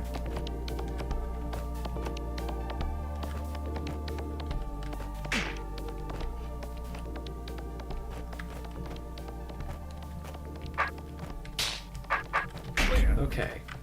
Gotta squeeze every little bit of movement out of that snake. Okay. So now what? This button will do something. Okay. Sure. This opens the way to some potential obstructions you could use. Sure. I think I want to push the eye around rather than have it see me, if possible.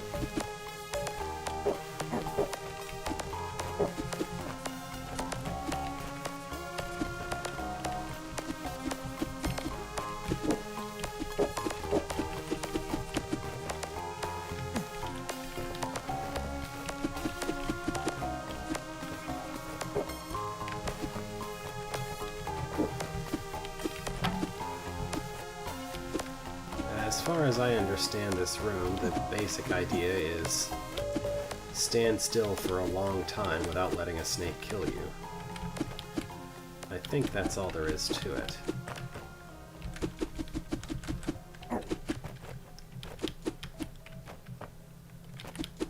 So, if I guard all 4 orthogonal directions from B-throw, then that should work just fine.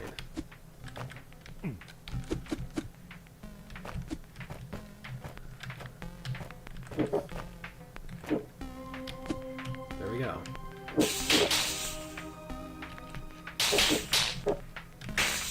Okay, that gets rid of all of the roaches. Now I just need to kill these. Yeah, just get the wubba out of the way and we'll have a nice little snake trap here.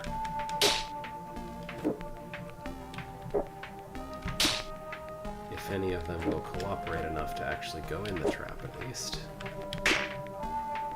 And the level won't stand in a snake trap. How do I actually... Oh. I can just go get the sword, duh. For a second I was like, how do I kill this eye that's left over? But there's a sword right there, I just need to go take it. Very simple. Okay. Okay. Here we use the snake as a cycle control for some traps. Now notably, very importantly, fire traps do not destroy mirrors. I don't know if the fire trap level established that, but this room makes it exceedingly clear that that's the case.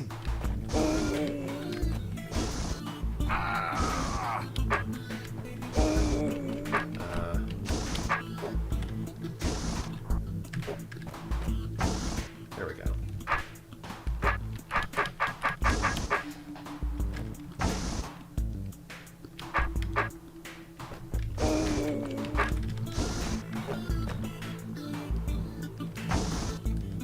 Ah. And it wasn't shown in the exam either, I guess.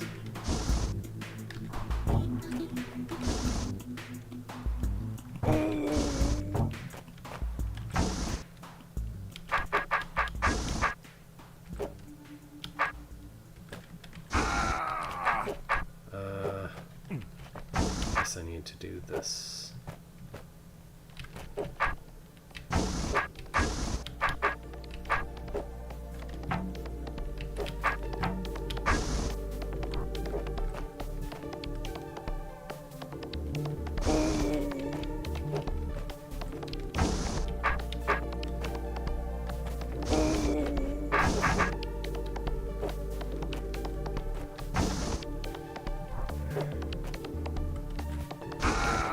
Yeah, that can't be it.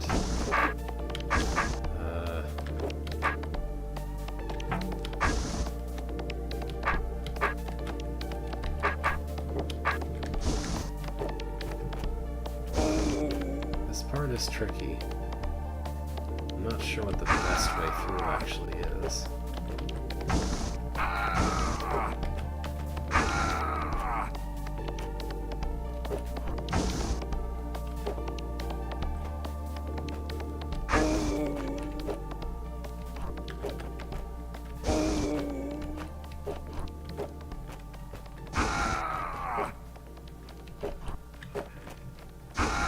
Yeah, there's not enough...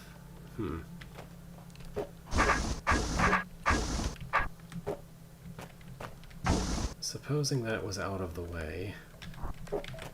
Yeah, there's no way to reach that trapdoor from any of these safe tiles, right?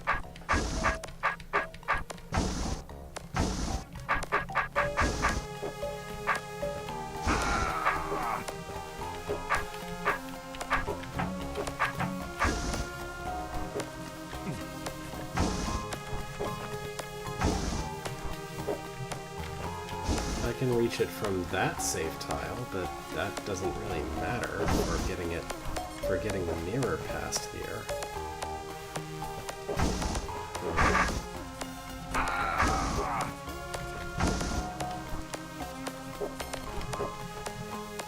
I don't think the mirror can go through this passage. It has to go through the east side somehow.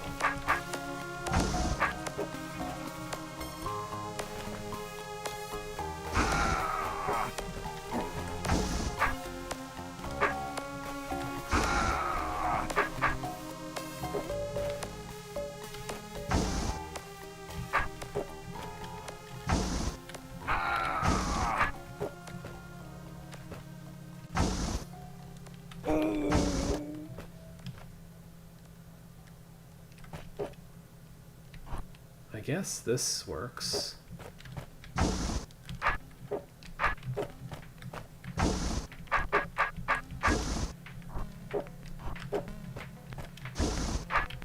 Yeah, this should be fine.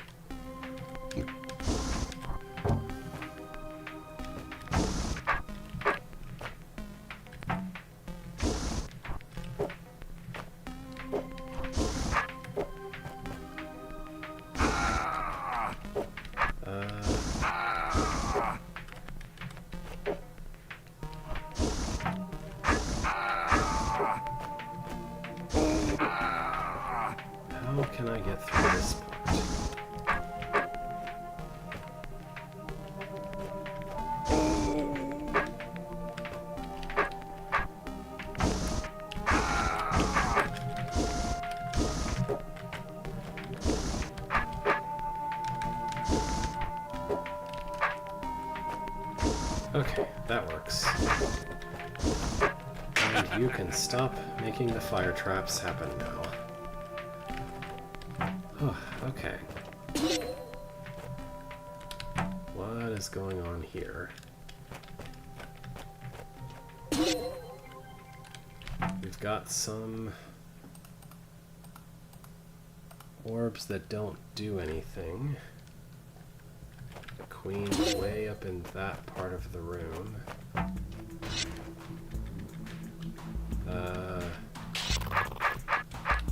Okay. We just have this really elaborate setup to put a roach into a position. Okay. Not sure why that's like that, but it is.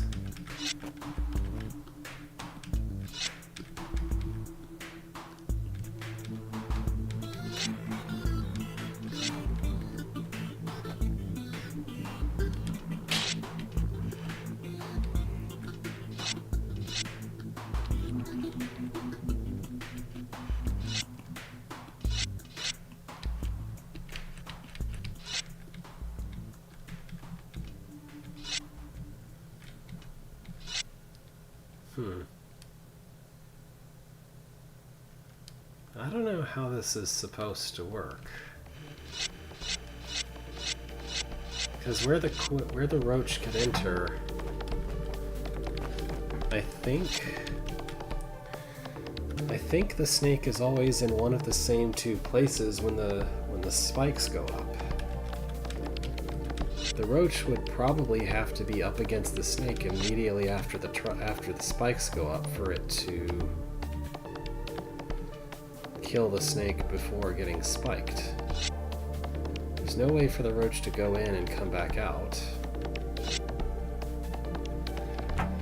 Okay, maybe the elaborate construction over on the west side of the room exists because I'm supposed to do something to keep the queen alive longer so that it will spawn more than one roach. I don't see how it could be anything else. Like, leave it there. It can spawn maybe as many as 2 roaches before getting killed. Maybe? Like, I can't see why else this construction would exist except that I'm supposed to do something with it. Like, say, spawn 2 roaches instead of 1.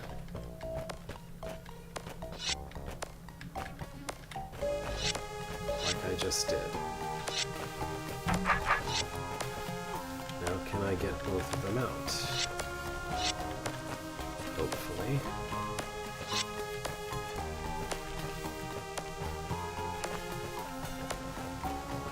Okay, they're both out.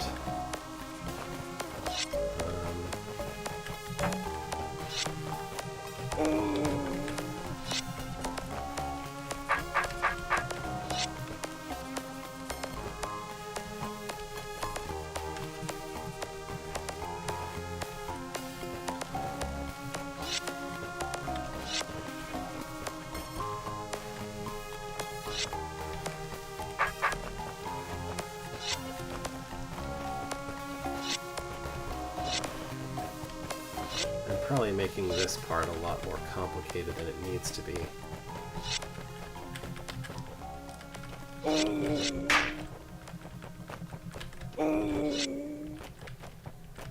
Okay, there.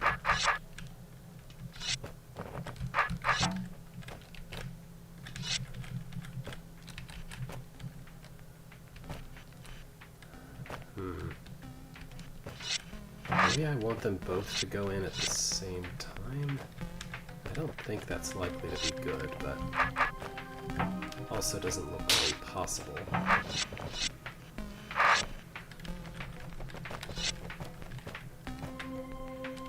What is the right timing to insert the roach?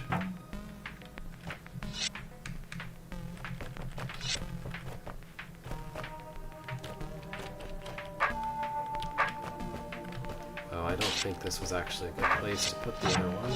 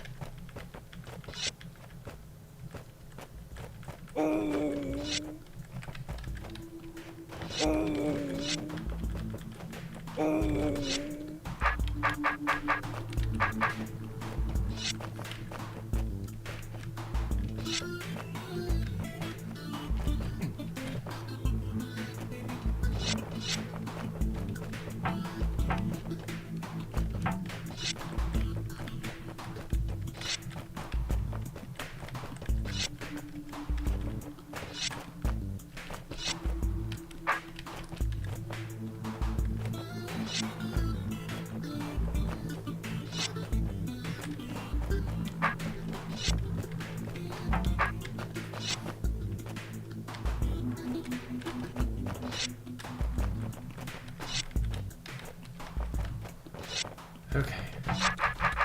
Now,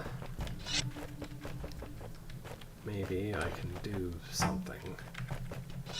Maybe. It's plausible.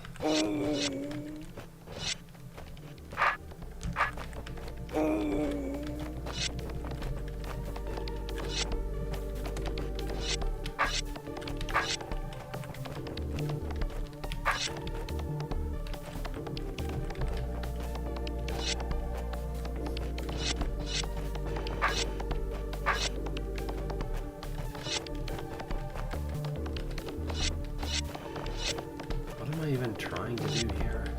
Something like that. Then put it in this. Then pull it to the arrow. Ah, okay.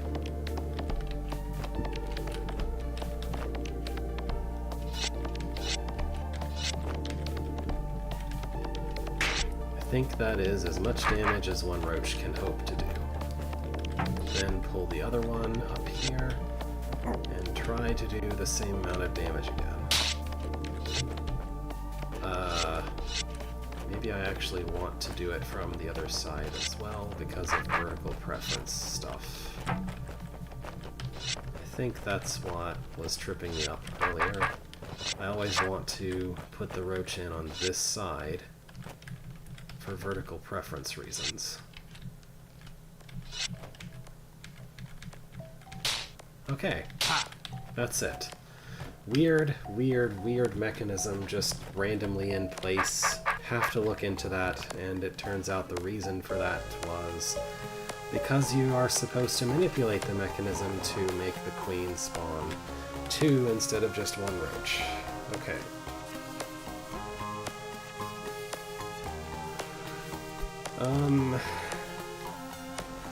What is all this?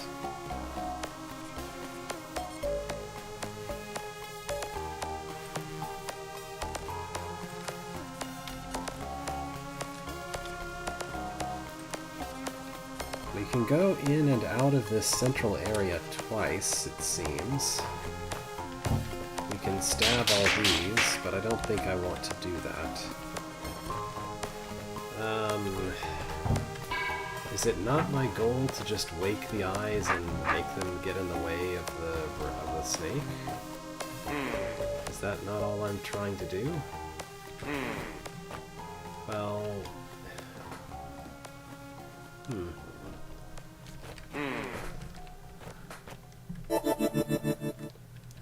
Hey Unc, why is it that when you become invisible the serpents stop but don't shrink? How if it's not that the serpents shrink when they stop moving, they shrink when they try to move but can't. But why does that happen? It makes no sense. Well, they shrink because they're embarrassed. The serpents think to themselves, "Arg, no, I can't believe I got stuck. I'm so stupid," and then they kill themselves. I don't believe you. Why do you think they're so bright red? It's because they're embarrassed. Wow, Unc, you know everything. I'm glad my Unc is so smart. So... should I just stab these first? Well, I guess if I do that, I'd then have to come around here, but it's too...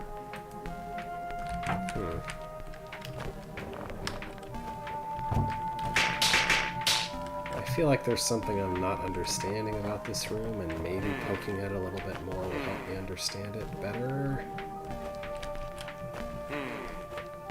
Like, why do I care about being invisible in the first place, or anything? When I can just... Oh. Okay, I can't go there. Then... Huh?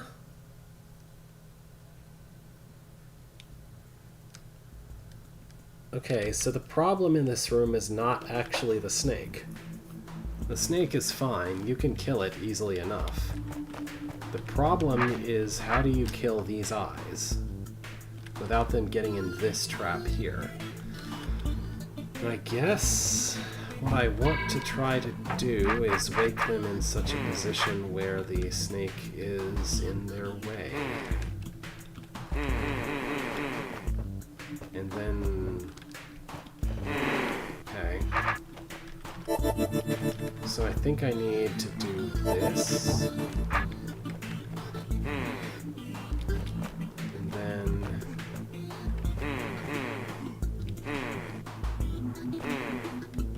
I can't wake one of them this way. One of them is impossible to wake from these positions. So what's up with that?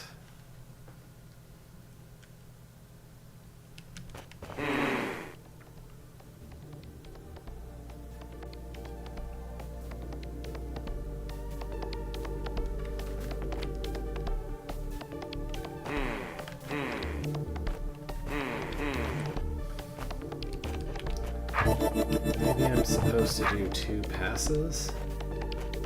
One while invisible and one while visible?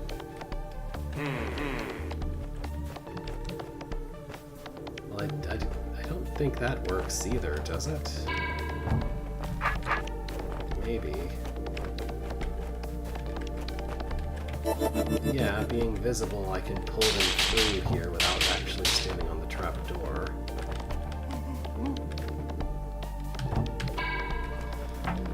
Okay, and then do the last one visible, and I think it'll just go through? No? No.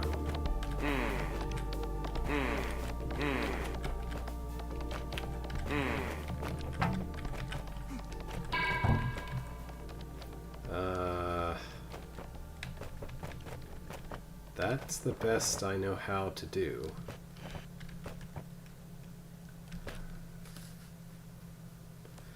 Besides which, I have to clear the room in one... I have to...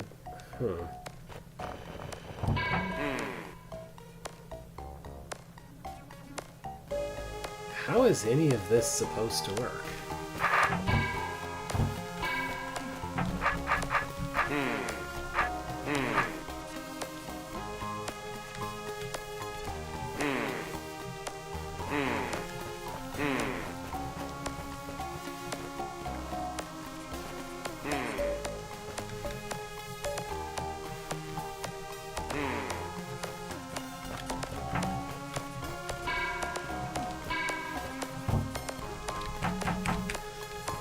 Maybe it matters which trapdoors I use to go in and out?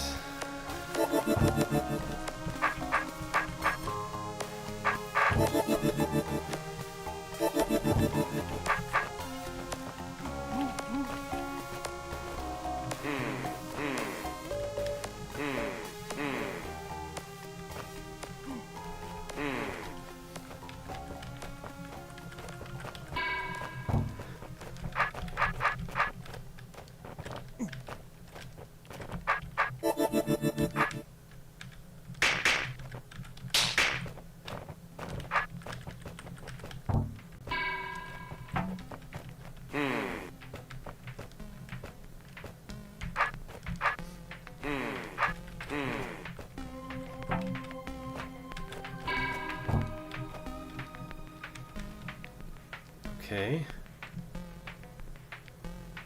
I guess that works. And I just need to get the other one on my way through then. So...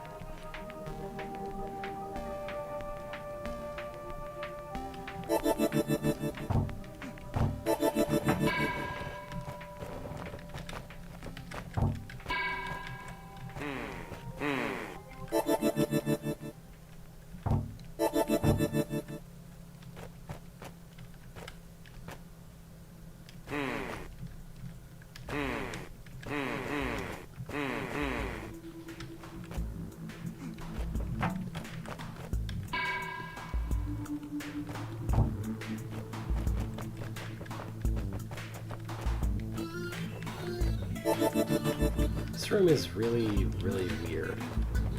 I don't understand why it's built the way it is. I don't know.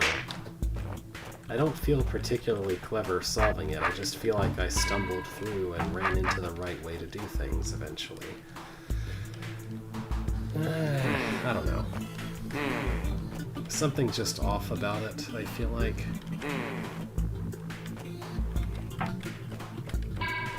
Like, unless I broke the room somehow, I don't really understand why it's built the way it is.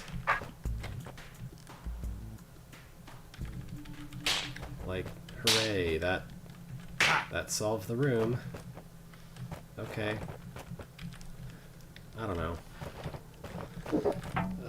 Anyway.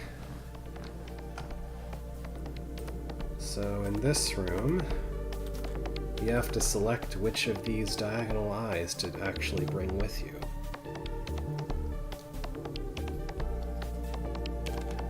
And then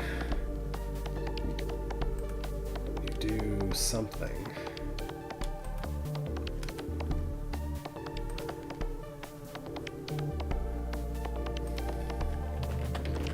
So ignoring the eyes for just a moment. Do I need the eye's help for this one? Yeah. So somebody's supposed to block it when I open that door then. Okay. This... something holds that down and then I go in and open those. And that doesn't require an eye to block the snake or anything. This construction here looks suspiciously like the eye is supposed to see me midway through here. And this one seems like a mobile eye is supposed to do something here as well. So I think I want to take the one that faces this way. And then press that. Oh, okay. That's why this is set up like this. Well, then I don't want that direction. Maybe literally any other direction will work then? Let's try this one. Also, I should have done that way first anyway.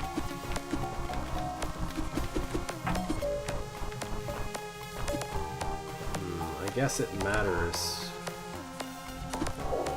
a little bit. So, southeast then?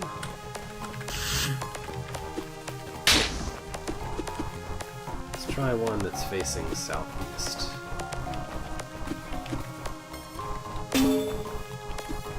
I feel like this is designed in a way that's supposed to make it feel like you need the eye to be facing a certain direction, but there's actually some clever way to make a completely mobile eye just do that, rather than needing to wake it in the middle of solving that part. That's my impression of things. Whether or not it's right, we'll see.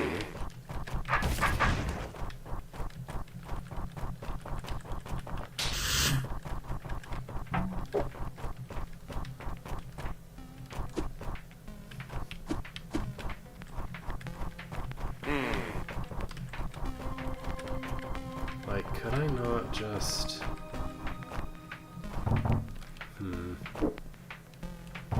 I guess not exactly like that.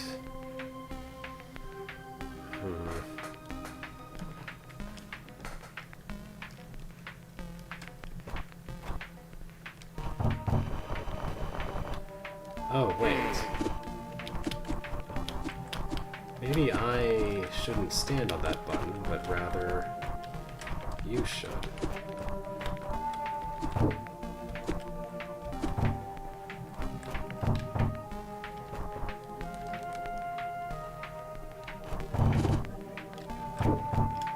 There's not enough entrances/exits for this to work, as far as I can tell, but if it did work, I could just drop a trapdoor. Oh, actually, this is fine. I just want the eye to wake up. I don't actually want my sword yet. Okay, I stumbled on the correct orientation by way of thinking about it incorrectly in one place and then eventually working out the right thing to do. And the reason why you can't go drop the trapdoor in that area is because you will just make the whole bridge fall and then you die. Okay, that's that. Hey Alf, mind killing that serpent for me? He'll be fine. They aren't as dangerous as they look. Okay. I don't think he's gonna do it.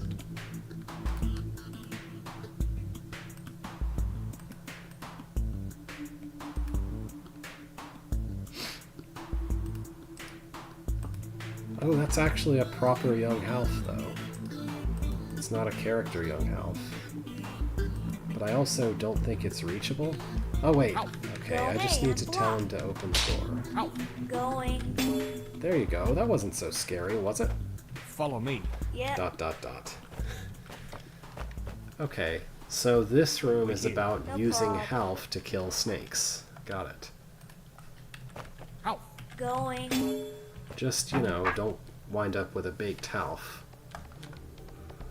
I need him to stand exactly there.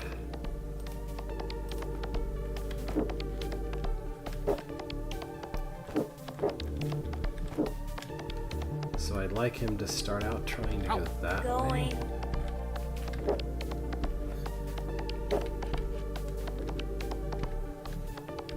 Now I can't get there. Get the door. Alf. Going. Alf, open them. I can't. Get the door. Get the door. Not possible. Door. Got it. Alf, open them. I can't. Alf. Hey, I'm blocked. Alf. Going. How can I make him go there? Get the door. Not possible. Alf. Going. Now I can't get there. Alf, open them. Alf, open them. Get the door. Get the door. Not possible. Alf. Going. Door. Alf. Going. Ow. Door. God. Alf. Door. God. Door. Alf. Ow. That. Door. Alf. Going. Alf, open them. I can't. Get the door. Now I can. Alf, open them. I can't. Alf. Going. Get the door. Not possible. Door. Got it. Door. Got it. Door. Got it. Alf. Go. Door. Door. Got it. Hey. Door. Alf. Go. Door. Hey, I died. Alf. Going. Alf, open them. I can't. Alf, open them. I can't. Alf, open. Alf.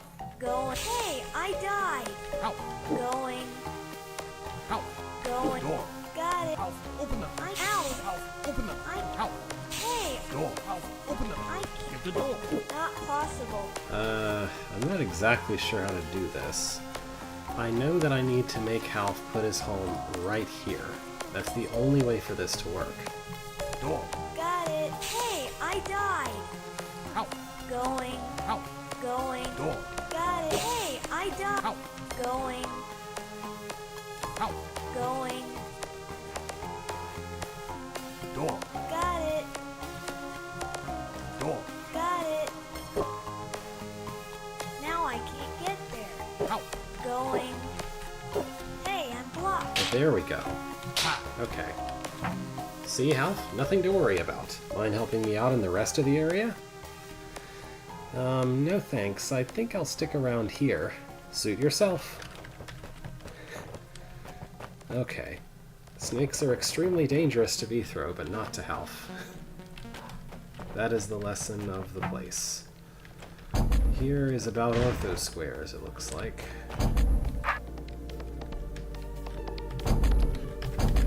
Probably want to have as much room as possible here.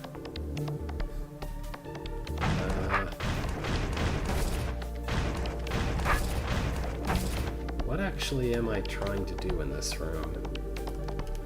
I guess I need to hit all of those orbs and then hit that orb. Okay.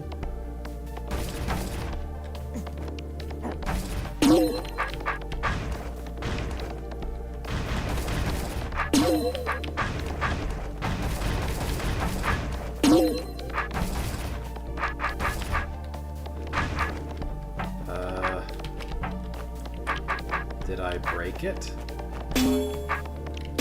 That feels like that was distressingly easy.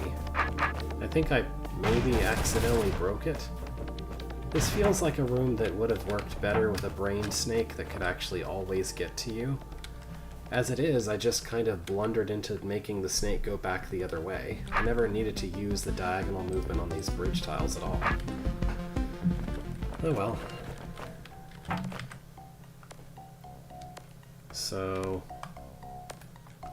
that'll open the way for that snake.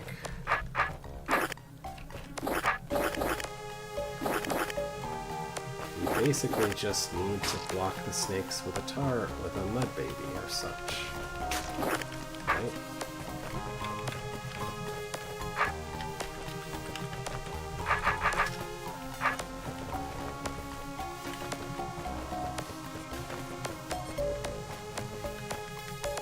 Ta-da.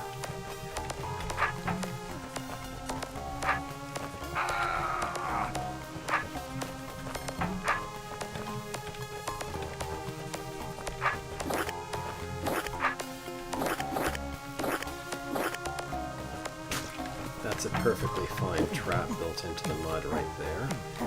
Oh. I'm not allowed to move after pressing this button. What? I guess I wasn't supposed to kill those snakes. I was supposed to bring one of them to the button. Okay.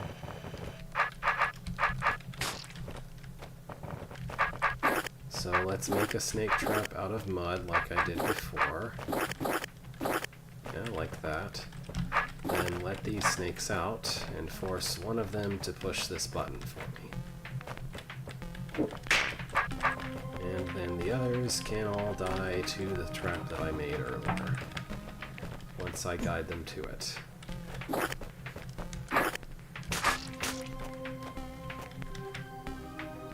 Please come here. Thank you.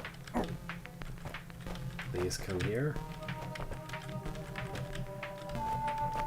No, not there.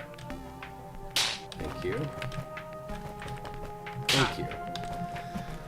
Probably could have made my life easier with a north or eastward trap rather than a west one, but that one worked, so it's fine.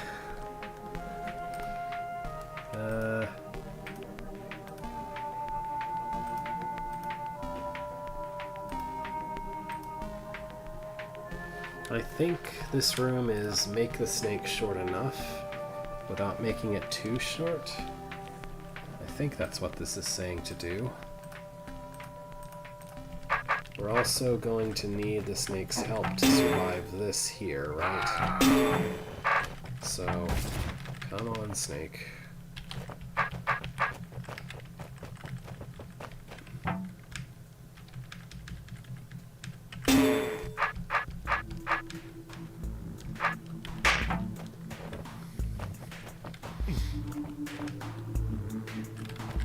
Come on.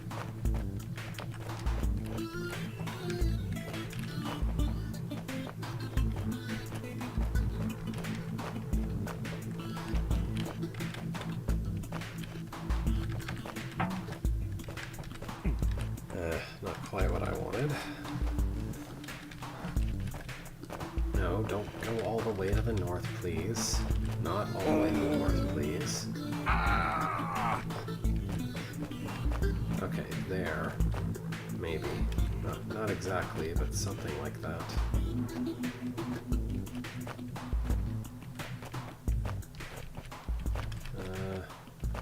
I don't know whether I'm trying to do something that would be impossible, but hope not.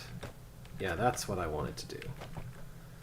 Okay, and then I think this passage here exists so that I can maybe kind of push the snake west without too much difficulty. Yeah. And now it's the right length to do that, to be able to kill this. Alright. And here's a something. Snakes instantly die to fire traps, in case the player didn't know that.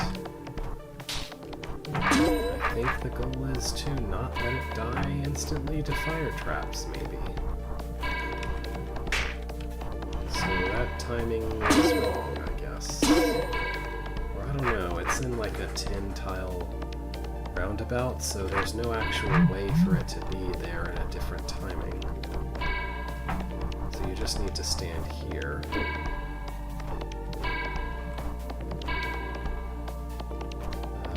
Now what? I guess I should try to persuade it to start going south? No?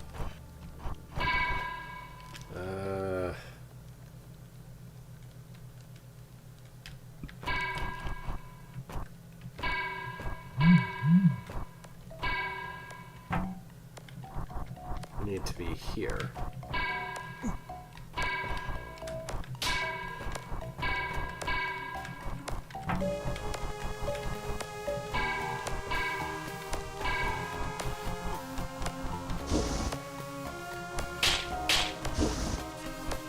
Okay, now I think I should try to get around back to there.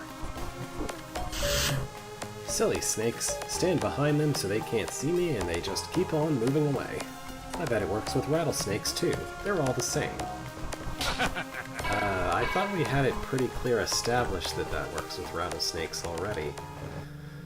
If anything, I feel like that room required a lot less careful timing stuff, like none at all compared to similar rooms I've seen with rattlesnakes before. But it is plausible I'm thinking of a secret room.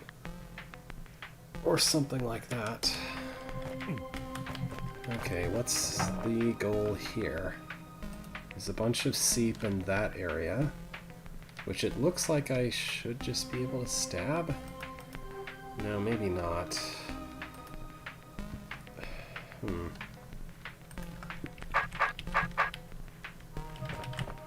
Yeah, I guess so.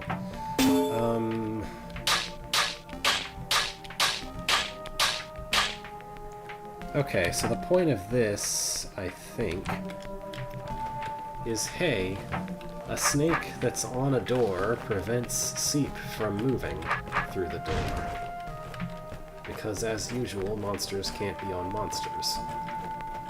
I don't know what's up with this tar blob here. It doesn't seem like something that should be relevant. Well, wait a minute. This snake isn't going to go through here. So it's going to have to enter from the other side.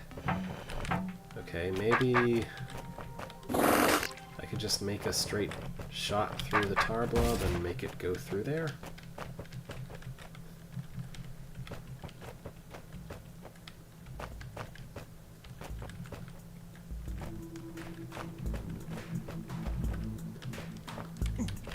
I mean, I am trying to shoot it west, which is kind of a losing proposition with snakes, but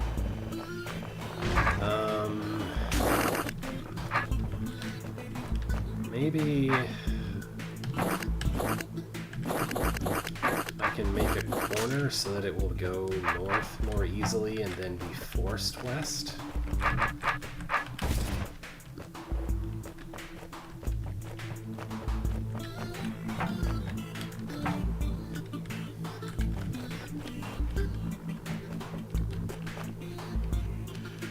know, maybe I can make it so that I have a diagonal path out and the snake doesn't, actually.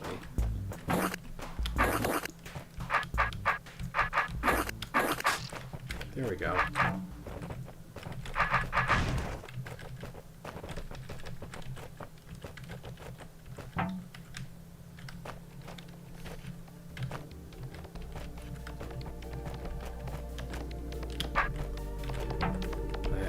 This is good enough?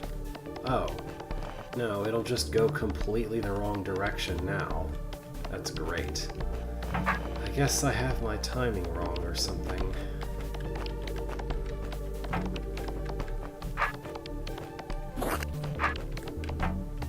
Maybe I can push it far enough west that it will... Okay, there. Now it's... No, don't do that. Okay. That looks good, probably.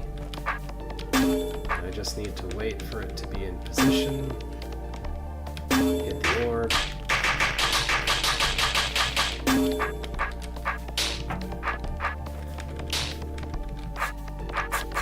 And this force arrow nicely makes me immune to the seep. Great. There's probably several valid solutions to that, I think. So I guess this room is meant to demonstrate that snakes ram against each other also, in addition to various other things happening to them. Do we want them to not do that? I have a feeling we might want them to not do that. Yeah, okay. I actually have to do this first. And then the silly thing that I watched happen earlier, I have to orchestrate it very carefully to happen now, such that all of the snakes die, I guess.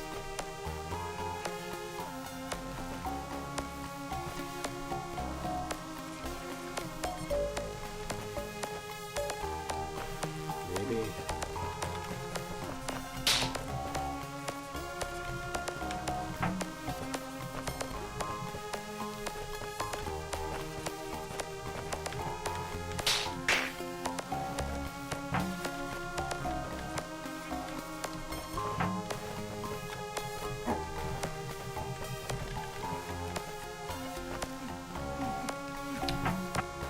Hang on.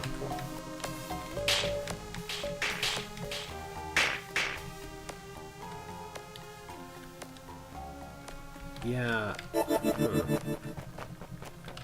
Well, I just need to ram them up against each other in some way, is what I think. It doesn't really matter that much exactly how, because a snake will also be stopped by the presence of a potion. So eventually it should just be possible to ram the final surviving snake against a potion. Right? I think so. Although No, I can just go get this one. Okay. It helps, though, if I actually go kill the eye before trying to do all that. This room doesn't... Okay, for a second I thought this room doesn't have a checkpoint, but it does have a checkpoint way in the middle of the room. So that's interesting.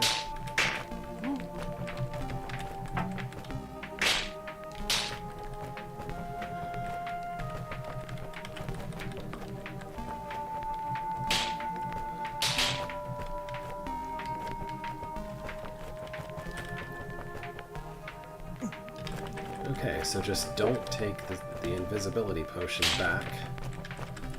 Maybe the purpose of this room is to teach that the invisibility potion is something the snakes can't walk over? I think we probably established that monsters can't walk over potions by now, though. So this shouldn't really be much of a surprise.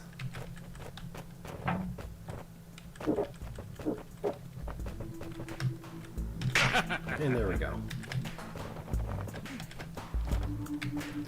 Only one room left if I'm looking at the map correctly.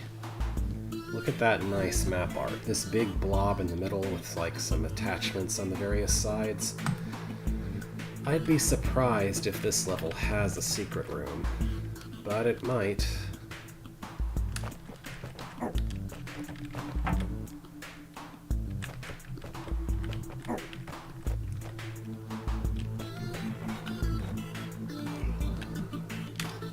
How am I to make sense of what this room is doing?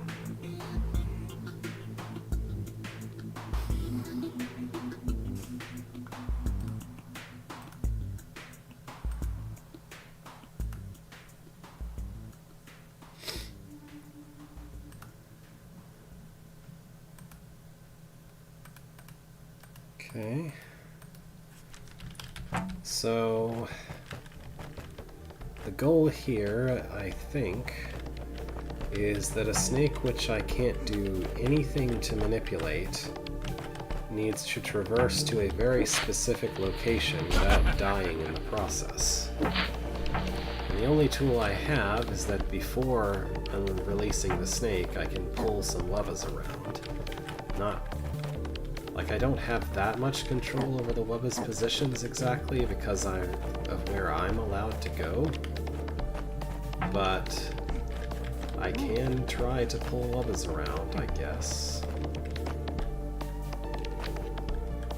Like, if that way isn't blocked, will it go the right way? I think it usually will. So the only other thing that I should need to do is block this. I think. Well, no. The snake has to take some long way around because of the long fuse and the fact that this trap will keep it alive. So, I don't know, I guess I should try to block that route, but not the others. I feel like this room would be more fun if I had more fine control over the Wubbas than just awkwardly running around the edge here. I don't know.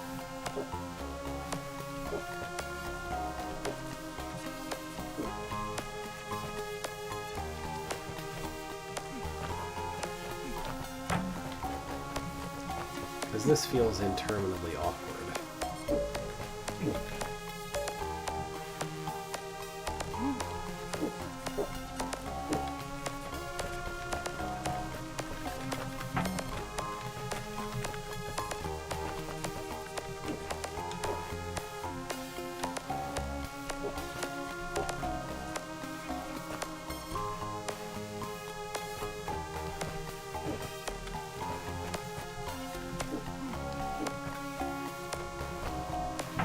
I guess one Wubba can just stay in that trap and block that way off.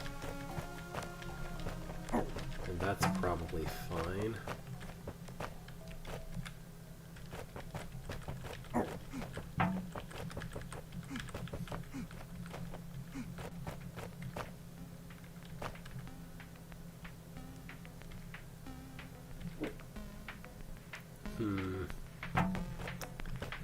Any Wubba that is holding down one of those plates is doing exactly as it needs to. So really, I actually just have one more Wubba than I want now. I need to figure out something to do with it. Somehow. Maybe I can group those two and make them both stand on the plate.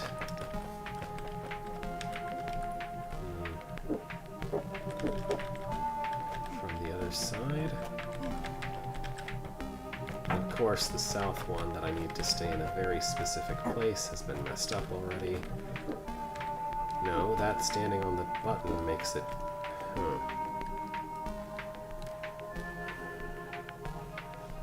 I actually need one to keep the snake from going back the wrong way from there, perhaps. So maybe I should bring this one over there.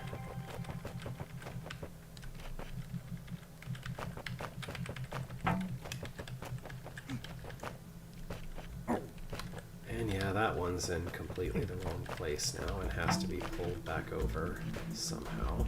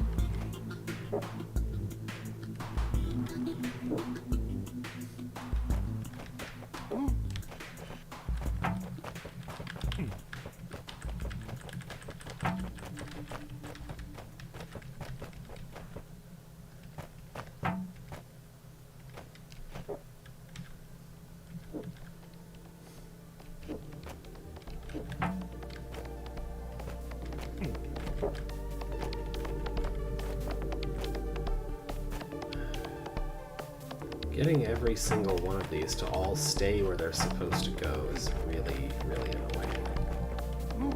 They're constantly wriggling out of place when I'm trying to do something else, and then I have to go mess something else up in the process of trying to fix them.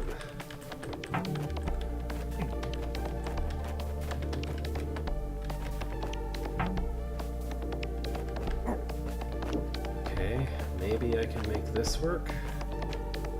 Is everybody where they should be? I think they are. I hope this is the correct path and I'm not thinking that the fuse is longer than it is. Okay, good. Just make its path as long as possible. That's it. Oh, exit level. Now, I am going to do a quick edge check, but I really don't think there's any secret rooms in this level. There's just not really much of anywhere that they can go. And the level's aesthetic seems like it would be ruined by a weird offshoot room.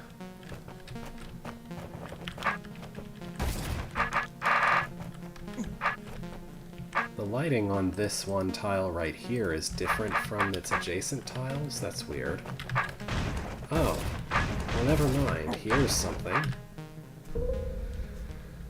Okay. Reach the Conquer token with 4 golems still alive and unmoved. Oh boy.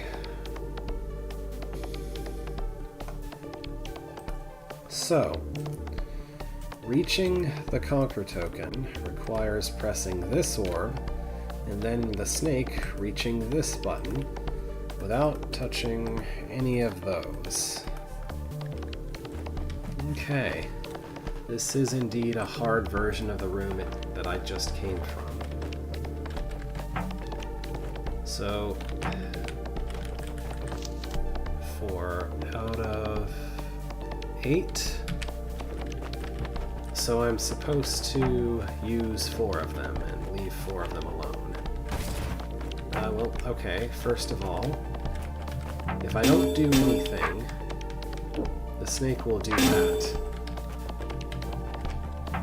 Probably irrespective of what timing I use to release the snake, it will always do that. Pretty sure. So, first goal should be bring a golem to prevent exactly that thing from happening. I really wish these were multi-press buttons and not single press, because it's annoying for me to have to avoid pressing them while I'm setting things up, instead of them only being an obstruction while in the snake phase. So I think I have to have one here as well, probably.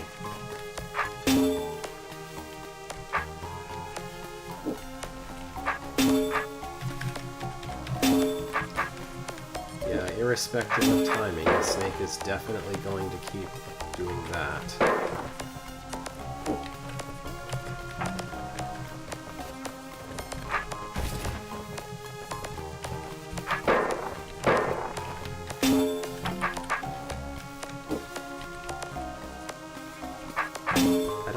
there's any way to keep it from going south, no matter what, at that point. So I think I need to use 3 of them just to prevent it from going south onto those plates.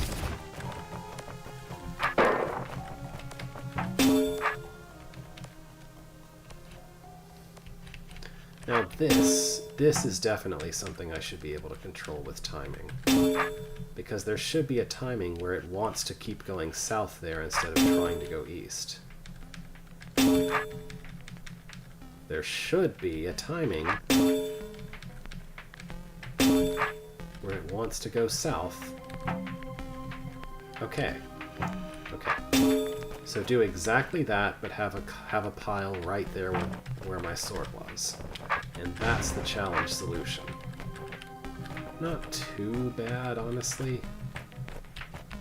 Requires knowledge of advanced snake stuff a little bit. And a very particular way of placing the golem to get it into the right place. I think I just need it to come this way.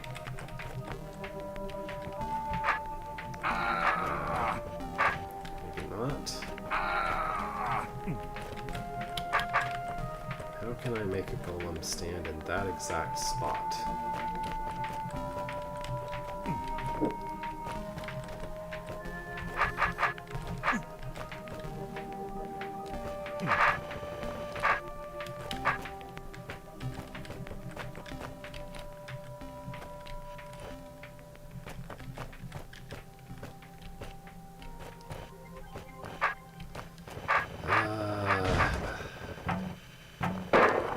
I think my best option is that, yeah, do this. Don't try to make it the last golem. That should fix it. Now I can just grab 2 more. Put them where they go.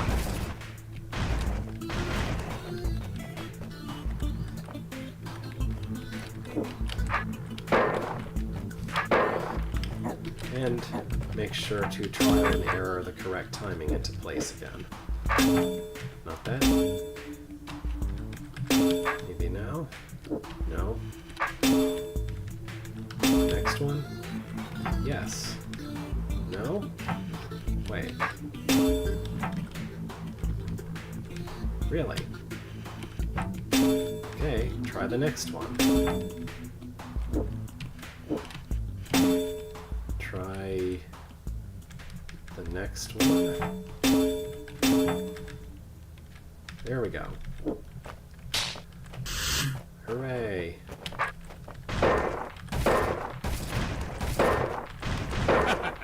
Four on the floor.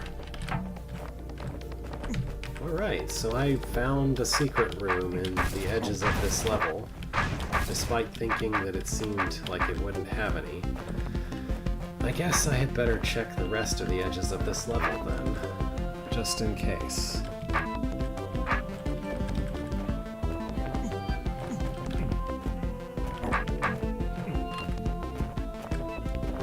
Don't see anything here or here.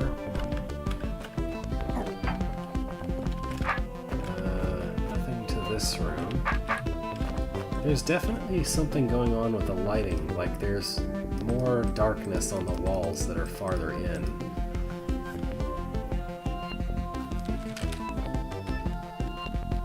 It's kind of subtle, but now that I'm looking for it, I see it a lot better.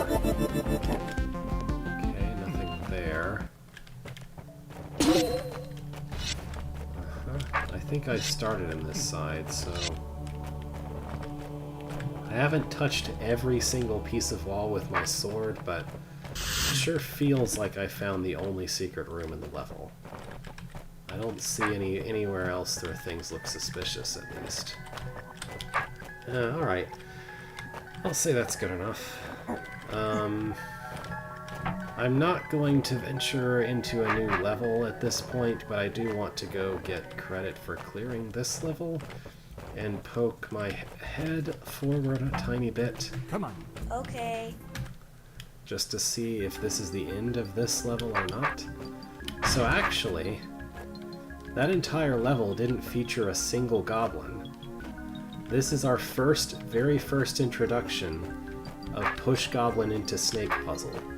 This is the first one in this entire hold, which is kind of remarkable considering how common Push Goblin into Snake really is. Alright.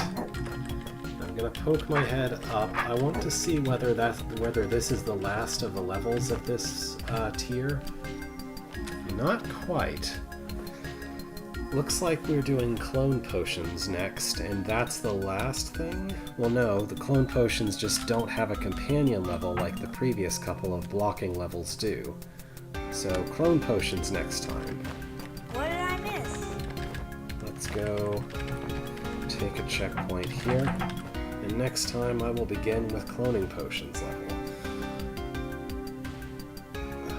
But for now, this has been a reasonably productive stream, despite me getting very stuck early on. Thank you for watching, and good evening, good night.